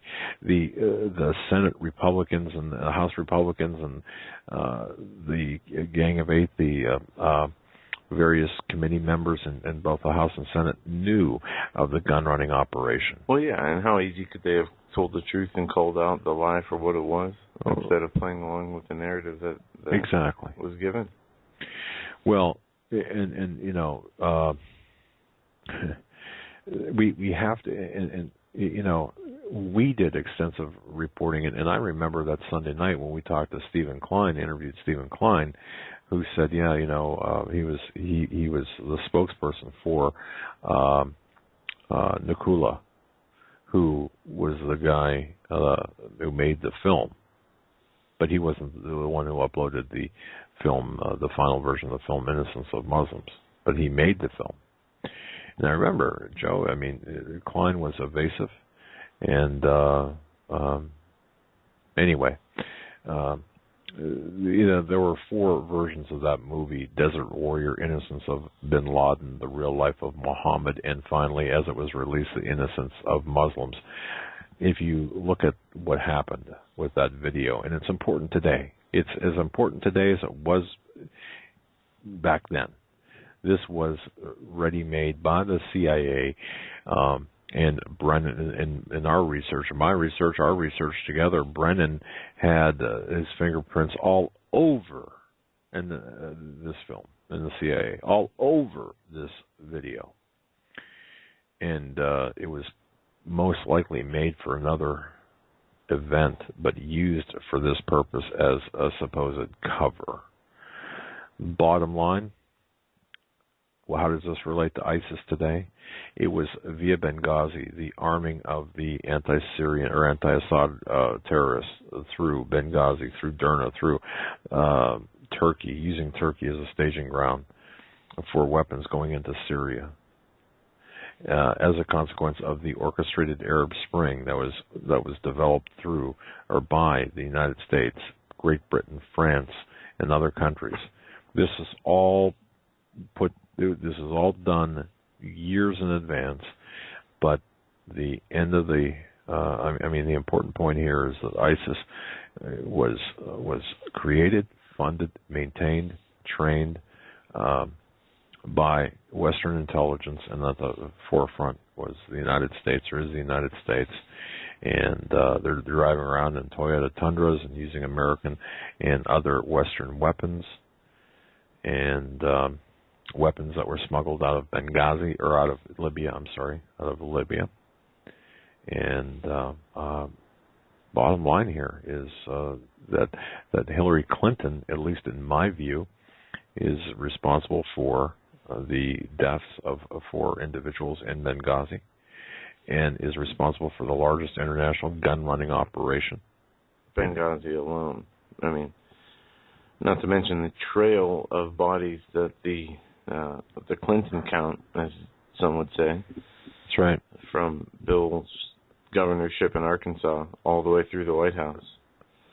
So many, dozens and dozens of suspicious deaths surrounding those of the Clinton family and friends. I mean, look at the trail of dead bodies, and you have the so-called myth-busting website Snopes, which is owned and operated by essentially a Soros-funded group, or through various filters, funded, propped up by these Marxists.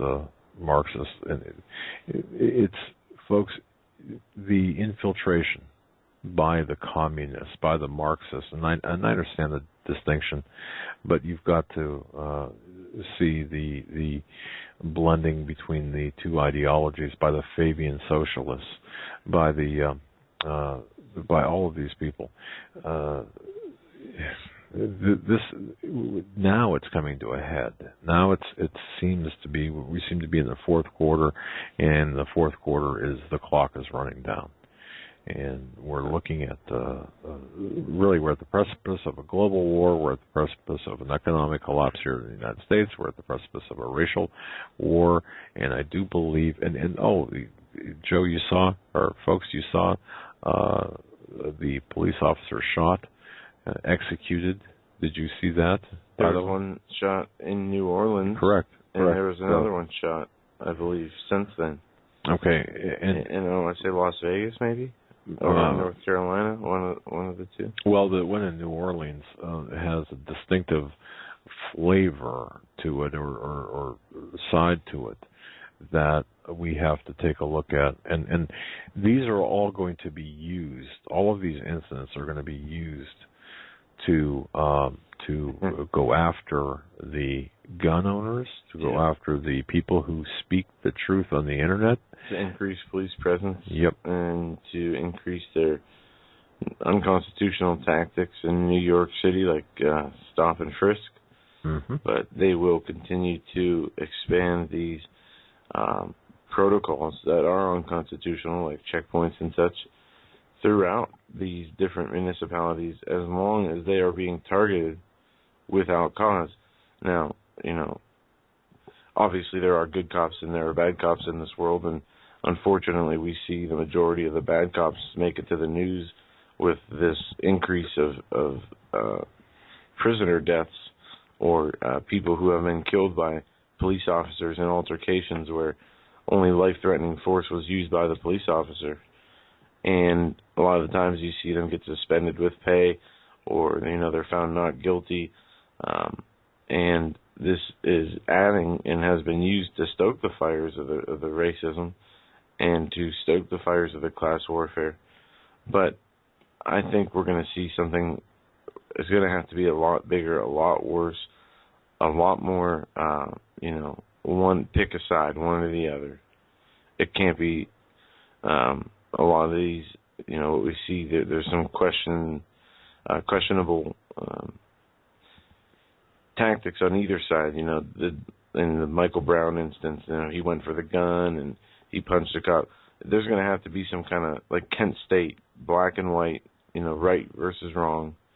Even being Kent State, there was at the time it was cloudy, but I see what you're saying. Yeah.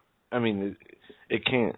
I'm sure if they wanted to take years and years and years, they could continue to slowly eradicate the trust in the police forces from the local citizens through these excessive force officers, but that would take a heck of a long time. They need something much bigger, right, to get this ball rolling.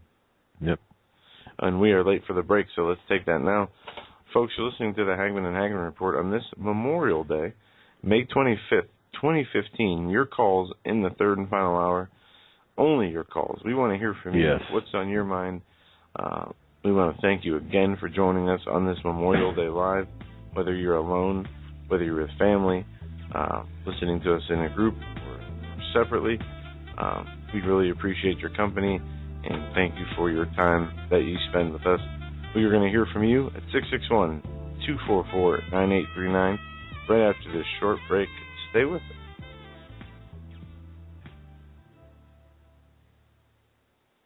Folks, blood sugar problems, feeling just kind of run down, not feeling all that great, healthmasters.com. Let me introduce you to healthmasters.com. If you go to hagmanhagmann.com, right in the middle center column there, you can click on the link to Healthmasters there. They've got just a fantastic protocol to keep your blood sugar in order. Dr. Ted Brewer's book. Man, folks, you've got to order his book. It has so much information in it. I can't imagine a sequel to the book because, frankly, it's got everything in it. You know, whatever ails you, how to treat what your problems are. But he's got a tremendous blood sugar protocol as well as a magnesium package. My wife uses it, and I got to tell you, it really, really works. It helps. Now, that's going to take a while. If you've got arthritis, for example, it's going to take a little while to really kick in. But stick with it. His website is healthmasters.com. That's healthmasters.com. Also, bodybyted.com. Not only does he have specific protocols for whether it's arthritis or diabetes, he has a huge supply of self-manufactured in a laboratory supplements, vitamins, minerals. Absolutely. Things that we need in our daily lives that our food is now lacking due to the genetically modified foods and the nature of what they create. When I came down with a cold, the B6, B5 and 6, the Ultimate B and the Ultimate C vitamin really got me through it. And the vitamin C, they are absolutely great supplements to have. They are needed in these times of food malnutrition. And healthmasters.com. Just check it out. Now let's talk about AmericanSurvivalWholesale.com, our partners. I got to tell you, AmericanSurvivalWholesale.com, a Christian-owned, veteran-owned company, and you know what? As times Memorial Day gets short, special. I haven't talked to you about this. Let's do this. And Friday we forgot to do something in there, but there is a Memorial Day special. I'm looking for it here on AmericanSurvivalWholesale.com. You can find it, and I got to tell you, AmericanSurvivalWholesale.com is in fact our go-to location for anything survival related. They have got the best long-term storable food, Thrive brand, as well as anything there is. I dare you to find another company, another location with the quality of food and the prices as low as they are. And they've got superfoods. They've got just fantastic superfoods there, kale and other items. They've got the seeds, non-GMO seeds. You need these. You need them. And these, this Memorial Day sale, they have so many things at half price. Mini stun gun, 8 million volts rechargeable, $19. Trifold shovel combo with case, $9.99. The Memorial Day special clean sip, buy one get one free, no limit. I like those. $5.95 plus shipping and handling. Upper 48 only. They have fishing lures and rods. Teach a man how to fish, he'll eat for life. Forever. Great That's right. buy on the rod reel combo. Buy 3 get one free, $9.99. Memorial Day Collector Series Deer Wildlife Lockback Knife includes collector tin, $8. That's really that's really a good tool to have. Go to AmericanSurvivalWholesale.com. On the right-hand side, click Memorial Day 2015. It will show you all the specials that they have, and they run until at least midnight tonight. Yeah, sorry about the last minute, but you know what? Why not? Just do it. Just go to American Survival Wholesale and take advantage of the Memorial Day sale. You've got to take advantage of it. Stuff at half price, or dramatically reduced. You can't get it any better than that. AmericanSurvivalWholesale.com. You cannot get any better. Christian-owned, veteran-owned, and they do more for people than folks will ever know. So we need to support them in what they do as well, because they support us too. So it's a symbiotic relationship. But you can get in on it, and go shopping, go buying, not shopping, go buying. American Survival Wholesale, the Memorial Day broadcast, Monday, May 25th. Thank you for joining us on this holiday, as we would not rather be anywhere else than with you guys, and we appreciate you bringing us to your barbecue or party, depending on what you guys got going on. And we're going to go to the phones this hour. So if you want to weigh in, 661-244-9839 is the number. We're going to start with area code 717 first. Thanks for holding. You're live on the Hagmann Hagmann Report. Good evening, Doug and Joe. Happy Memorial Day. Yes, good evening. Thanks for being on the air tonight. So, thanks for listening. No problem. It's well, we'll get beyond that. Let's move on to earlier. You were talking about your feelings regarding what's probably coming down the road. You know, I noticed a trend. I consider there's secular radio and then there's religious radio, and you all seem to be kind of a hybrid. But on, the real kind of news, religious-oriented shows, like I would say Rick Wiles, let's put him in that category as an example. There's been a real trend. I mean, he has been on fire with people who have had prophetic visions and dreams. And, I try to look at him and try to find out something about this person after I listen to him, because a lot of times he has people on I've never heard of before. I'm kind of a novice when it comes to religious prophecy and visions and dreams, other than some of the people that you've had on. And some of these people have nothing to gain from what I can tell. Some of them have ministries over in Africa or in India or some other, and in other places inside the United States. Most of them don't have books or anything like that they're trying to hawk. Right. And they really have been reporting, this whole prophetic plethora of visions and dreams, and then you then kind of take what, like Bill Solis has been talking about, and someone else I heard on another show talk about what's going on in the Middle East and how Christ is working over there, and you got to say, there's got to be something to this. There's just got to be something to this. I don't know what will happen with the more secular aspect of government. They've been able to keep these balls up in the air, and they always seem to come up with some new gadget to make it work for a little bit longer. So God only knows what the heck they're up to. But as far as a major tipping point, I was at one time used to be in that camp. Like I think Joe, you were talking about a little bit earlier in the last hour. Some major tipping point that will bring about the cataclysmic change that they're looking to do. And I still think that they're sticking to the frog in the boiling water routine. I really do. That has been their modus operandi for 100 years.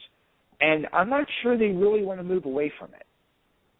I agree with that. I know what Joe said, and I tacitly agreed. However, I believe that we're witnessing the implementation of the agenda, and it's going to be it's going to be a confluence of events and a combination of events that will lead us to the path of destruction. So it's not going to be any one thing, like one blast. It's going to be a number of things all at once. Yeah, the only thing that I could think that would really be, something that would push people over the edge would be a pension fund swap.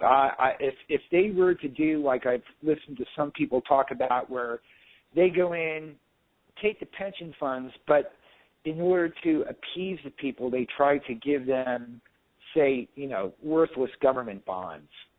Right. In placement. I'm not sure that the American public is going to. That may be the final tipping point that Joe was intimating about. But other than that, I mean, even the violence in the street. I mean, you take a look. You think it would be a big deal. I put something up on your Facebook page tonight. I don't know if you guys got to see it, but this Memorial Day weekend, there was 26 shootings in Baltimore. Now, you would think with all the what was his, Freddie Gray guy that happened a couple of weeks ago, and, the rubber bullets and the tear gas and the cars burning and everything, having 26 shootings and 9 fatalities in Baltimore over a 3-day holiday weekend would be a big deal on the national news.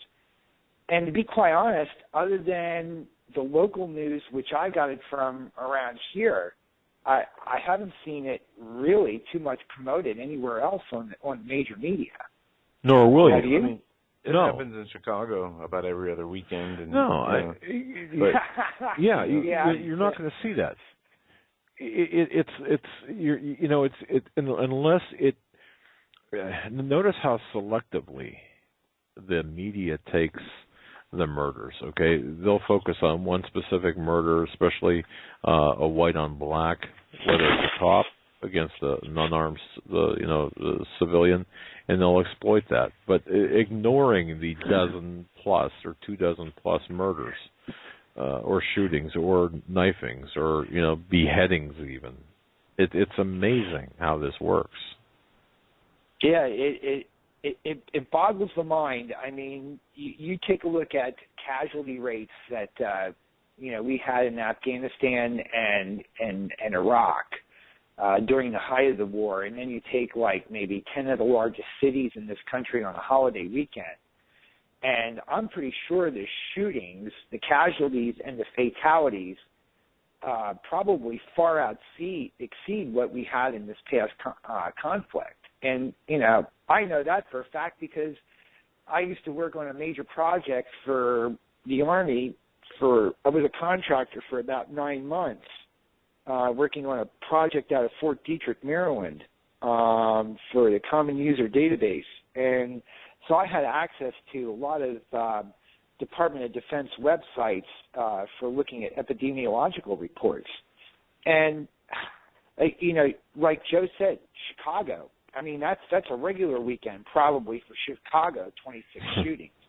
So, you take L.A., Tucson, Arizona, Phoenix, Arizona, San Francisco, Portland, Chicago. You combine all these major cities together in this country, and our casualty fatality rate from just violent crime in the city probably far exceeds what took place during the height of the surge over in Fallujah. You're probably right. Yeah, it's pretty crazy. One final thing before I let you go. Yesterday I went to the Beth Israel Jerusalem Worship Center in Wayne, New Jersey, to see Rabbi Jonathan Kahn. It was about a 2-hour and 20-minute drive for me. Anybody that lives in the tri-state area who wants to go see a place on a Sunday and go worship and go be at a place that's on fire, I mean on fire, it's worth the drive. It really Absolutely. is. I went to their Pentecost service, and it was just phenomenal. He's a remarkable guy. His books, The Mysteries of Shemitah and the Harbinger, but what's a lot of people don't understand is he's very active in the ministry, of course, and it's well worth the time. He was right up there at the pulpit, and he gave a wonderful Pentecost teaching for about an hour. I mean, he talked for an hour on the bride and the bridegroom in relationship to Pentecost. It was a phenomenal teaching. Right. And I guess it happens regularly every Sunday and Friday night over there. Jonathan Kahn is up behind the pulpit. Oh yeah, he is active, very active. And anybody can drive there, it's well worth it. Believe me. And the people are fabulous over there. Their hospitality, and it was just phenomenal. But you all have a good remainder of the Memorial Day weekend, and thanks for being on the air, guys. God bless you, my friend. You take care. Take care. Bye-bye. All right. Moving right along here, we're going to go to area code 724. 724. 724. You're live on the Hagmann Hagmann Report. Hi, Doug. Hey. Joe. Yes. Hey, I'm not going to take up any of your time. I didn't realize I was on the call line. Sorry That's all right. about that. No, that's all right. So hi, how you guys? Good, very good. We're fighting an echo here, so. Oh yeah, that's my. I'm driving right now. I listen to you through the Bluetooth. VCR, you know, like if you have let me hear. The phone is connected into the Bluetooth, so I can listen to you on my car radio. It's pretty awesome. It's like listening to talk radio through the through the phone right. Bluetooth. Right. Yeah, it's very fancy. So it's nice to see you guys. Okay. Hi, bye. I was just driving along. I'm like, oh, it's my turn. What the heck? So I'm your commercial break. How's that? Hello? Did I miss it? Yeah, sorry about that. You cut out there for a minute. I was just going to say, I'm just like at your commercial break. How's that? Okay. Okay. All right. Okay, have a good night, guys. Good night. Good night, Jim. All right. Sorry about that. It's hard to hear with that echo. Yeah, after I know you're still listening. It was just it was like an echo in our heads there. 805. You are up next, live on the Hagmann Hagmann Report. Go ahead. Hello. Hi. Thank you, guys. Doug, I was going to ask you, I called you about maybe about 10 days ago or so, and did you ever watch that October the 2nd interview with Scott Bennett? I did. Refresh my memory. You had given me. That's where he had 19,000 accounts that were funded by terrorism, and CIA was part of it, and the head, and they ended up giving him 2 years of jail. Yes. Okay. Yes, I did, and I'm getting some things done with respect to that. Okay, I'm reaching out here to some people about this. That just put me away, though, that he wrote every congressman, and nobody, not one of them, really got back to him. He talked to his up command, nothing, and he said he could have dried them all up. Right. Exactly. Yes. Yeah. But, I mean, what's happening? I mean, that is crucial information and evidence, and like he said, he was there to end the war, not to continue it, but apparently they don't want to end it. There's no money in ending the war or ending wars. All of these slush funds, these accounts that enrich the military-industrial complex, also enrich those people in power. So, and keep the whole machine of lobbyists going. I mean, it's obvious to everyone. It should be obvious. The only question should be who, who is it enriching? In other words, what pockets is the money going into, or who is wearing the pants where the money is going into, the pockets? Ultimately, who's the benefactor, or who are the benefactors? And so after seeing that video, and I have a note here somewhere. I've reached out, and there's some people who know about this as well that we're going to bring on. And he was on Rick Wiles, right? As well, was he not? He might have been, but the one I saw was with Kerry Cassidy. Okay. It was yeah. Interview I saw. Yeah. I prefer another venue. However, I did grab that from that source. I'll just say this: we will be hearing more about this because of your phone call and because of your alerting us to this. Guarantee it. Thank you. I'm glad. See, that's why I listen to you. That's why I call you, because when there's something important, you guys get on top of it and do what you can. I was going to ask you, I haven't heard V in a long time on your show. Yeah, V had decided. V had, and we addressed this earlier. Excuse me. He has roguemoney.net, and what he's done, he's got his own show now on another network, Freedom Slips Radio. So he's gone his own different way. I mean, we wish him well, and he's gone his own different way. So you can tune. If you go to roguemoney.net, you should be able to find out his times and location and such. But everything's fine. I mean, he just decided that he wanted to go out on his own. He wanted to be very specialized in what he was talking about, and that's where he's at. Got you. Well, I'll let you so you can get another call in, but thank you very much, and thank you for watching it and being on top of it. No problem, and we'll let you know more about Scott Bennett et al. Here in the short term. God bless you, my friend. Thank you. Thank you. Bye-bye. Have a good night.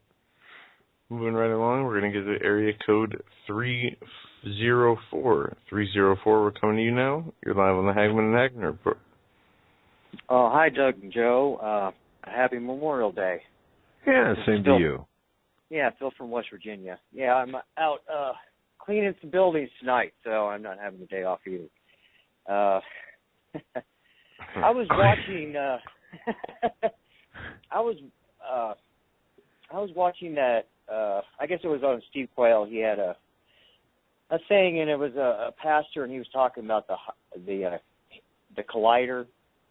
Yes. And those things that they're opening up. I mean, that's a subject near and dear to my heart. I just. Well, what do you think about? Well, I'm interested in because I've got some very specific thoughts on this. But what do you think is going on here, based on what you saw from linked off of Steve's site? I think they're crazy. Yeah. Crazy or evil or both? Yeah. Those. I mean, if they're trying to open up the gateway to the angels in the bottomless pit, they're crazy. Those guys were locked up for a reason, and they've gotten no better since they've been locked up. In fact, they've gotten a lot worse. And I would have to say, if they were released out of there, mankind as we know it will not exist very long.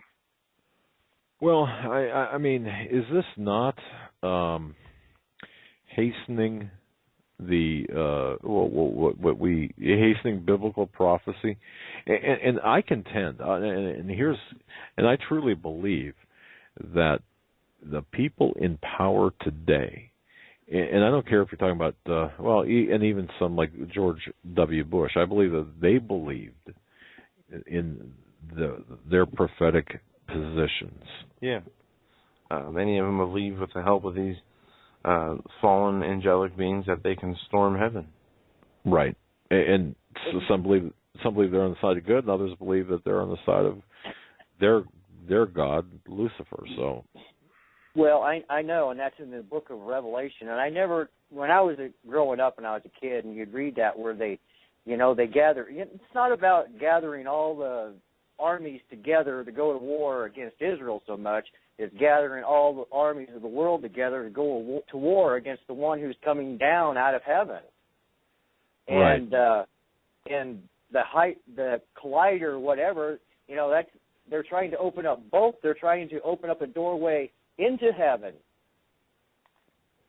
Right. Like you said, they want to storm heaven. They want to release those guys and then be able to storm heaven. Right. It's always against. I mean, Lucifer believes, or it's always this. How can I put this? The deception that we can unseat God. When I say we, I'm talking about them unseating God, and it's a deception, and it's a numbers game too. That's the other part of it. It's a numbers game. It's a battle for your soul, and it's a battle in the heavens and the spiritual realm and the multi-dimensions, interdimensions, and CERN is playing a part of this. I know it is. And it just, it really, I was going to go somewhere there, but the ones who, and it says in the book of Enoch that God taught some of his angels how to lock them up. And somebody locked them up. And somebody's keeping them there. And they're not going to get released until they're going to get released. And it's at the end, at the very end, because if it isn't, it will be at the end anyway. But meanwhile, meanwhile, what's going on? I don't know how many people remember the movie or saw at least the first 15 minutes of the movie Hellboy, where that entity came through a portal. It was, I have visions of that, and I know that was a freaky, far out kind of movie, but how close to seemingly right. Well, thank God there's an army in heaven, and I guess the more older I get, these entities, whatever you want to call them, and I told you that a long time ago when I called in one time. I saw one time. I was taken down under the earth, and I saw one, and it was the most.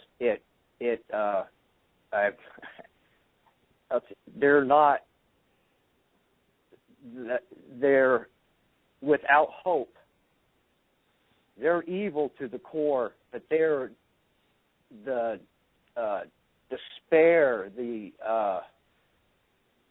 live in a world where the worm does not die, and they're the worm. They're locked up, man. You use that word worm. Think of the DNA. And the Illuminati, the royalty, the elite, the global elite, they believe their DNA is different. They've got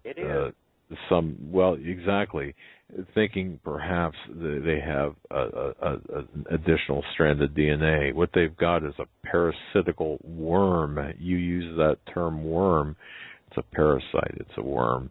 And that, of course, changes the harmonics of the DNA. And that's exactly what it is. It's a parasite, worm, whatever, but extremely important information extremely important description. Because remember the passage, is there not a passage in the Bible where at some point we'll say, is that the beast that, is that what deceived us? And it's going to, it's a worm. And that's also, where he's heading. Okay, and think too, computer-wise, viruses, in computers, because now we're dealing with things on the computer level. Of course, how viruses can get in, worms can get in, and you've heard worms used in relative to computer viruses, computer worms. Same thing with harmonics, I believe. So DNA and harmonics. I agree with you. I know Paul McGuire, he touched on it a little bit, but you see, these entities, they lost their place in heaven. They lost their place at the throne. Right. And they can't get it back. See, that's what makes us different than them. We still have a place with God. They don't. They lost it forever. They want to do everything in their power to destroy our ability and destroy our path from our way to heaven. And they're doing a good job. That is the war. No, that's the war. But we're here to fight them. I'll tell you, I'm not losing my place. No, and the older I get, I mean, the more. I mean, that is my main focus.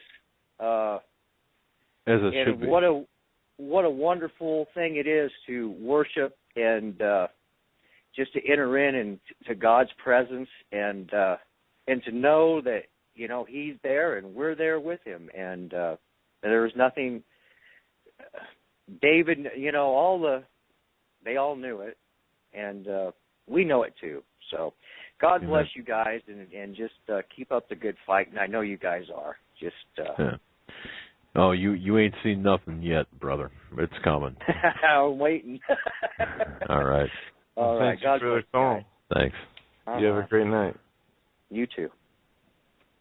Yeah, folks, we do have some very important, interesting, and timely things being planned, working hard behind the scenes. And I just want to say that I want to thank you for your patience.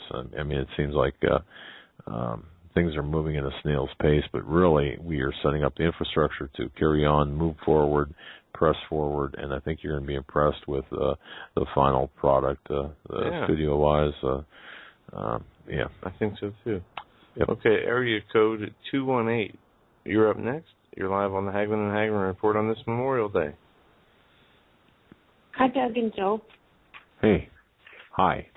I met you guys down in Orlando, and it was really fun. Your first name? Marion. Marion. And I'm trying to think of the Marion, where did we meet? Because your voice sounds really familiar. In Orlando. But I mean, I was driving a scooter. Oh, okay. Okay. Yes, I know. Anyway, I don't call in places very often, so it's kind of awkward. But I really enjoy your show, and I wanted to tell you that. And I've been following. I don't know if you guys follow this or not, but I was wondering if you did. Do you know who Wolfgang Halbig is? No. No, I don't either. Okay, he's been he's got quite a track record. He's been like a superintendent of schools. He's been a state trooper. Anyway, he's been doing a lot of information on Sandy Hook. And they finally, and he wasn't getting anywhere with it, like his Freedom of Information Act request. So finally he got a hearing up in Connecticut. And I was just wondering, you know, he really has some good points. And I was just wondering, you know, there are people out there that are really trying to I mean, he's really trying to get to the bottom of it. I know who you're talking about. I know he's got a website, Sandy Hook. Okay, thank you, Justice. Sandy Hook Justice. I know that. I know who you're talking about. Okay. Yep. Yeah, and I don't know if you know anything about him, but he's quite. He seems like he's a reputable person. And I guess my question is, you know, it's frustrating because now. He's been on Alex Jones before, and since he's had this, he had part of the hearing, but it's been postponed. There's another part of it going to come up on June 3rd. And I watched you can watch the first part of the hearing on YouTube, and I did. But, people like Alex Jones haven't even had him on since he's done this thing up in Connecticut. And I guess I just get confused because I think, well, okay, here's a person that's actually out there trying to dig up the truth, and he's not paying any attention to it. So, I mean, if he's right and this thing about Sandy Hook is what he thinks it is, I mean, that's a really big story, but people are ignoring it. Well, do I make any sense? Yeah, you're making sense. Let me just say this. Frankly, Alex Jones would. Okay, I'm going to answer this part of your comment, and then I'm going to turn it to Joe. There are a lot of times we and I can speak for ourselves. I can only imagine how Alex Jones. Of course, he's got a staff. We don't, but I mean, we get so many requests, so many things come at us, and we occasionally, and more than occasionally, drop the ball. For example, on things. Now, so in other words, with respect to Alex Jones, perhaps it wasn't intentional. In other words, he's not being snubbed. There's so much going on. Exactly. There's so many. I mean, that's. I'd lean toward that. I mean, frankly, I don't know the backstory. So I mean, I just want to tell you, there's so much going on. We have so many people. I mean, just at least 10 emails a day we get from friends and listeners asking us to get this person on, that person on, phone calls with with the same. So it does get challenging. Just a guess, okay? Yeah. Potential guess, okay? I'd say a dozen emails per day. Here, get this person, that person on, different ones. But go ahead, Joe, with the other part that you were going to... Well, I think that Sandy Hook, many people, this guy has taken it upon himself to fight for the truth, and I think that's great, and as many people that can help him should. At the same time, though, there are massive other deceptions going on right now, and it seems like... since 9/11, I mean, we could sit here and go back from the Boston bombing to all these other events that seem to have these, from the Navy SEALs dying to the Osama bin Laden raid, and, just go over and over these things. I think the people who want to find the truth or have been looking for the truth will find it, and those otherwise are marginalized so much that it scares them away. So whether it's too much of a divisive issue, there's not enough information either way, I would just sit back and see what happens. Follow this guy's case, promote his cause. Maybe contact him, see what you can do to help him. And that goes for everybody out there who's interested in seeing this thing through. Yeah, well, it's true that there's so many things out there. There's so much stuff going on that it's hard to keep up with everything. I just feel that, if there's enough evidence that they could actually make a case for this to make people understand that this really was a hoax, that would really shed a lot of light on all the duplicity in the government. You understand? I do. And if I recall on his website, and Sandy Hook, what was it, Sandy Hook Justice? Is that? Yeah. Okay. Mm-hmm. Yeah. If I recall, and I remember visiting his website, he had a lot of great documentation with respect to pre-event things that happened before the shooting that shouldn't have happened before the shooting. In other words, Facebook being created. The thing is that's his job. I mean, he's gone around and he's worked with schools, like at Columbine. He worked at Columbine to help them become safer, So right. He's worked with schools. And so, I mean, he's a very knowledgeable person. And I guess that's one reason I took him seriously. But I just find that disappointing when other people don't get the word out there when he's trying so hard to do something about it. Okay, I wrote his name down here and his website. We'll follow up on this. I don't know that I really expected you to do anything about it, but maybe I'm just frustrated. well, no. I mean, it's easy.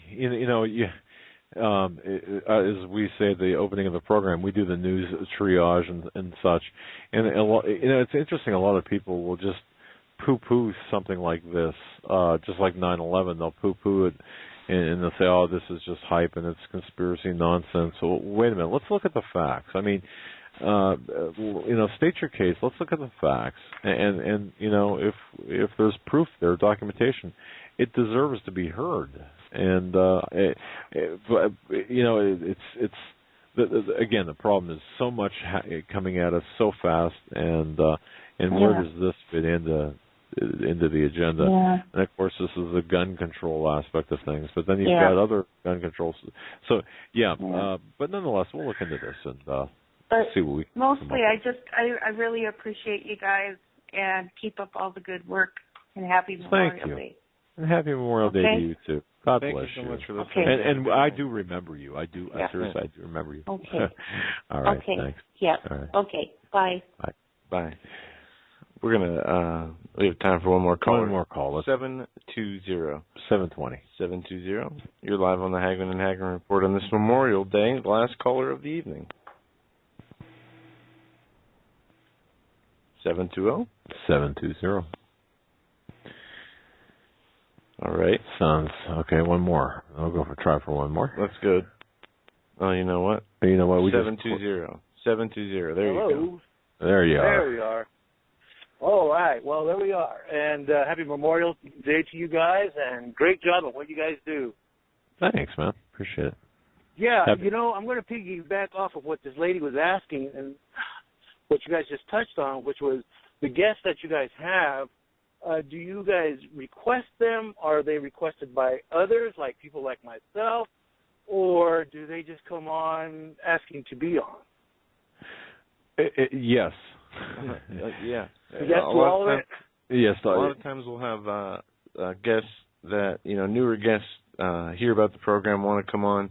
A lot of times we'll have other guests recommend guests. Many times listeners will recommend guests. Then we'll reach out and get a hold of them. I would say it's more listener and guest recommended guests than anything else. Sometimes we see somebody we like and go after and try and get them on also. Right. Yeah, it's a combination. It really, and we try to balance it out with history and current events. In other words, the background versus current events to keep everything kind of fresh. Rebecca Sperling, have you all heard of her? Yes. Yeah, is there any chance that she's going to be coming on anytime soon? I listened to her on True News, but, they've only got 1 hour slots, and so she's not able to put out everything that she wants to, and so she's kind of cut short. But with you guys got this 3 hour long hole there, it's like, man, this would be the perfect opportunity for her to say what she needs to say without interruption. Right. In fact, Joe and I think together we listened to her interview. There were 2 interviews that she did, or? Yes. Okay. With it was Rick Wiles. Right. It was either 2 or 3. I couldn't remember which, but it was at least 2, and I listened to both. Joe, I think you were with me at least with one of the 2. Part of one, yeah. Okay. Anyway, it's possible that she would come on. She's got a lot of interesting things to say. Yes. Yeah. And again, that is something that it's in the works. Actually, we've got, without giving away too much of how we do things, we've got a file that a file that we have guests, potential guests, and she's in that file of potential guests. So we'll see if we can get her on. So yeah, that would be great. I mean, not to say that all the other guests are less than or whatever, because they are awesome as well. But I just listened to her earlier today, and I was just like, wow, man, this lady has a wealth of information that needs to be put out there, just like your caller that you just had. You know, it's like, well, this guy has all these things to say. Well, you know, there's a lot of people that do, but sometimes there's some more that you can get from than others. Absolutely. Yeah, and we rely we rely as well on callers such as yourself to bring us, you know, to say, hey, you should have this person on, and whether you send it by email or call like this, you know, we rely on listeners as well, you know, to point us in the right direction.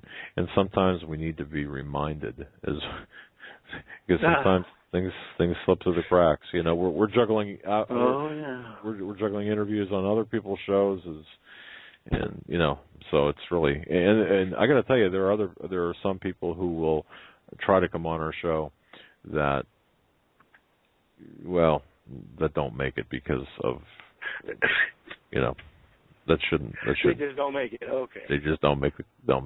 So. Understood. Yeah. Okay. Well, you know, I just happened to get onto your show just a few minutes ago, and I was listening. It's like, wow, you know what? I would email you, but now that you're on there, it's like, let me see if I could just jump in there and ask this question. And so I did, and I appreciate you taking my call. Appreciate having you. God bless you. Have a wonderful Memorial Day. And stay tuned. We'll see about having Rebecca on, and it'll be interesting. Yes, it would. Right. Thank you so much for your time. Thanks, man. See you later. Have a great night. Thank you. All right. Joe, this is about let me start over again. This about does it for the Memorial Day broadcast. I do want to say, just be very, very wary of things that this week as we approach the sunsetting of the Patriot Act, NSA thing. Be aware, be alert, be aware, and we need to watch, because who knows. Until tomorrow, stay safe. God bless. We want to thank each and every one of you for joining us on this Memorial Day show once again. Wouldn't have rather spend it any other way. Stan Dale will be with us tomorrow, as he is on every Tuesday evening. Perhaps we can talk about the earthquake. Earthquake and the latest volcano eruption that happened today. And John Price will be on Thursday night with Steve Quayle. The End of America is his book, John Price, and a few other surprises along the way. So until tomorrow, stay safe, God bless, and have a great night.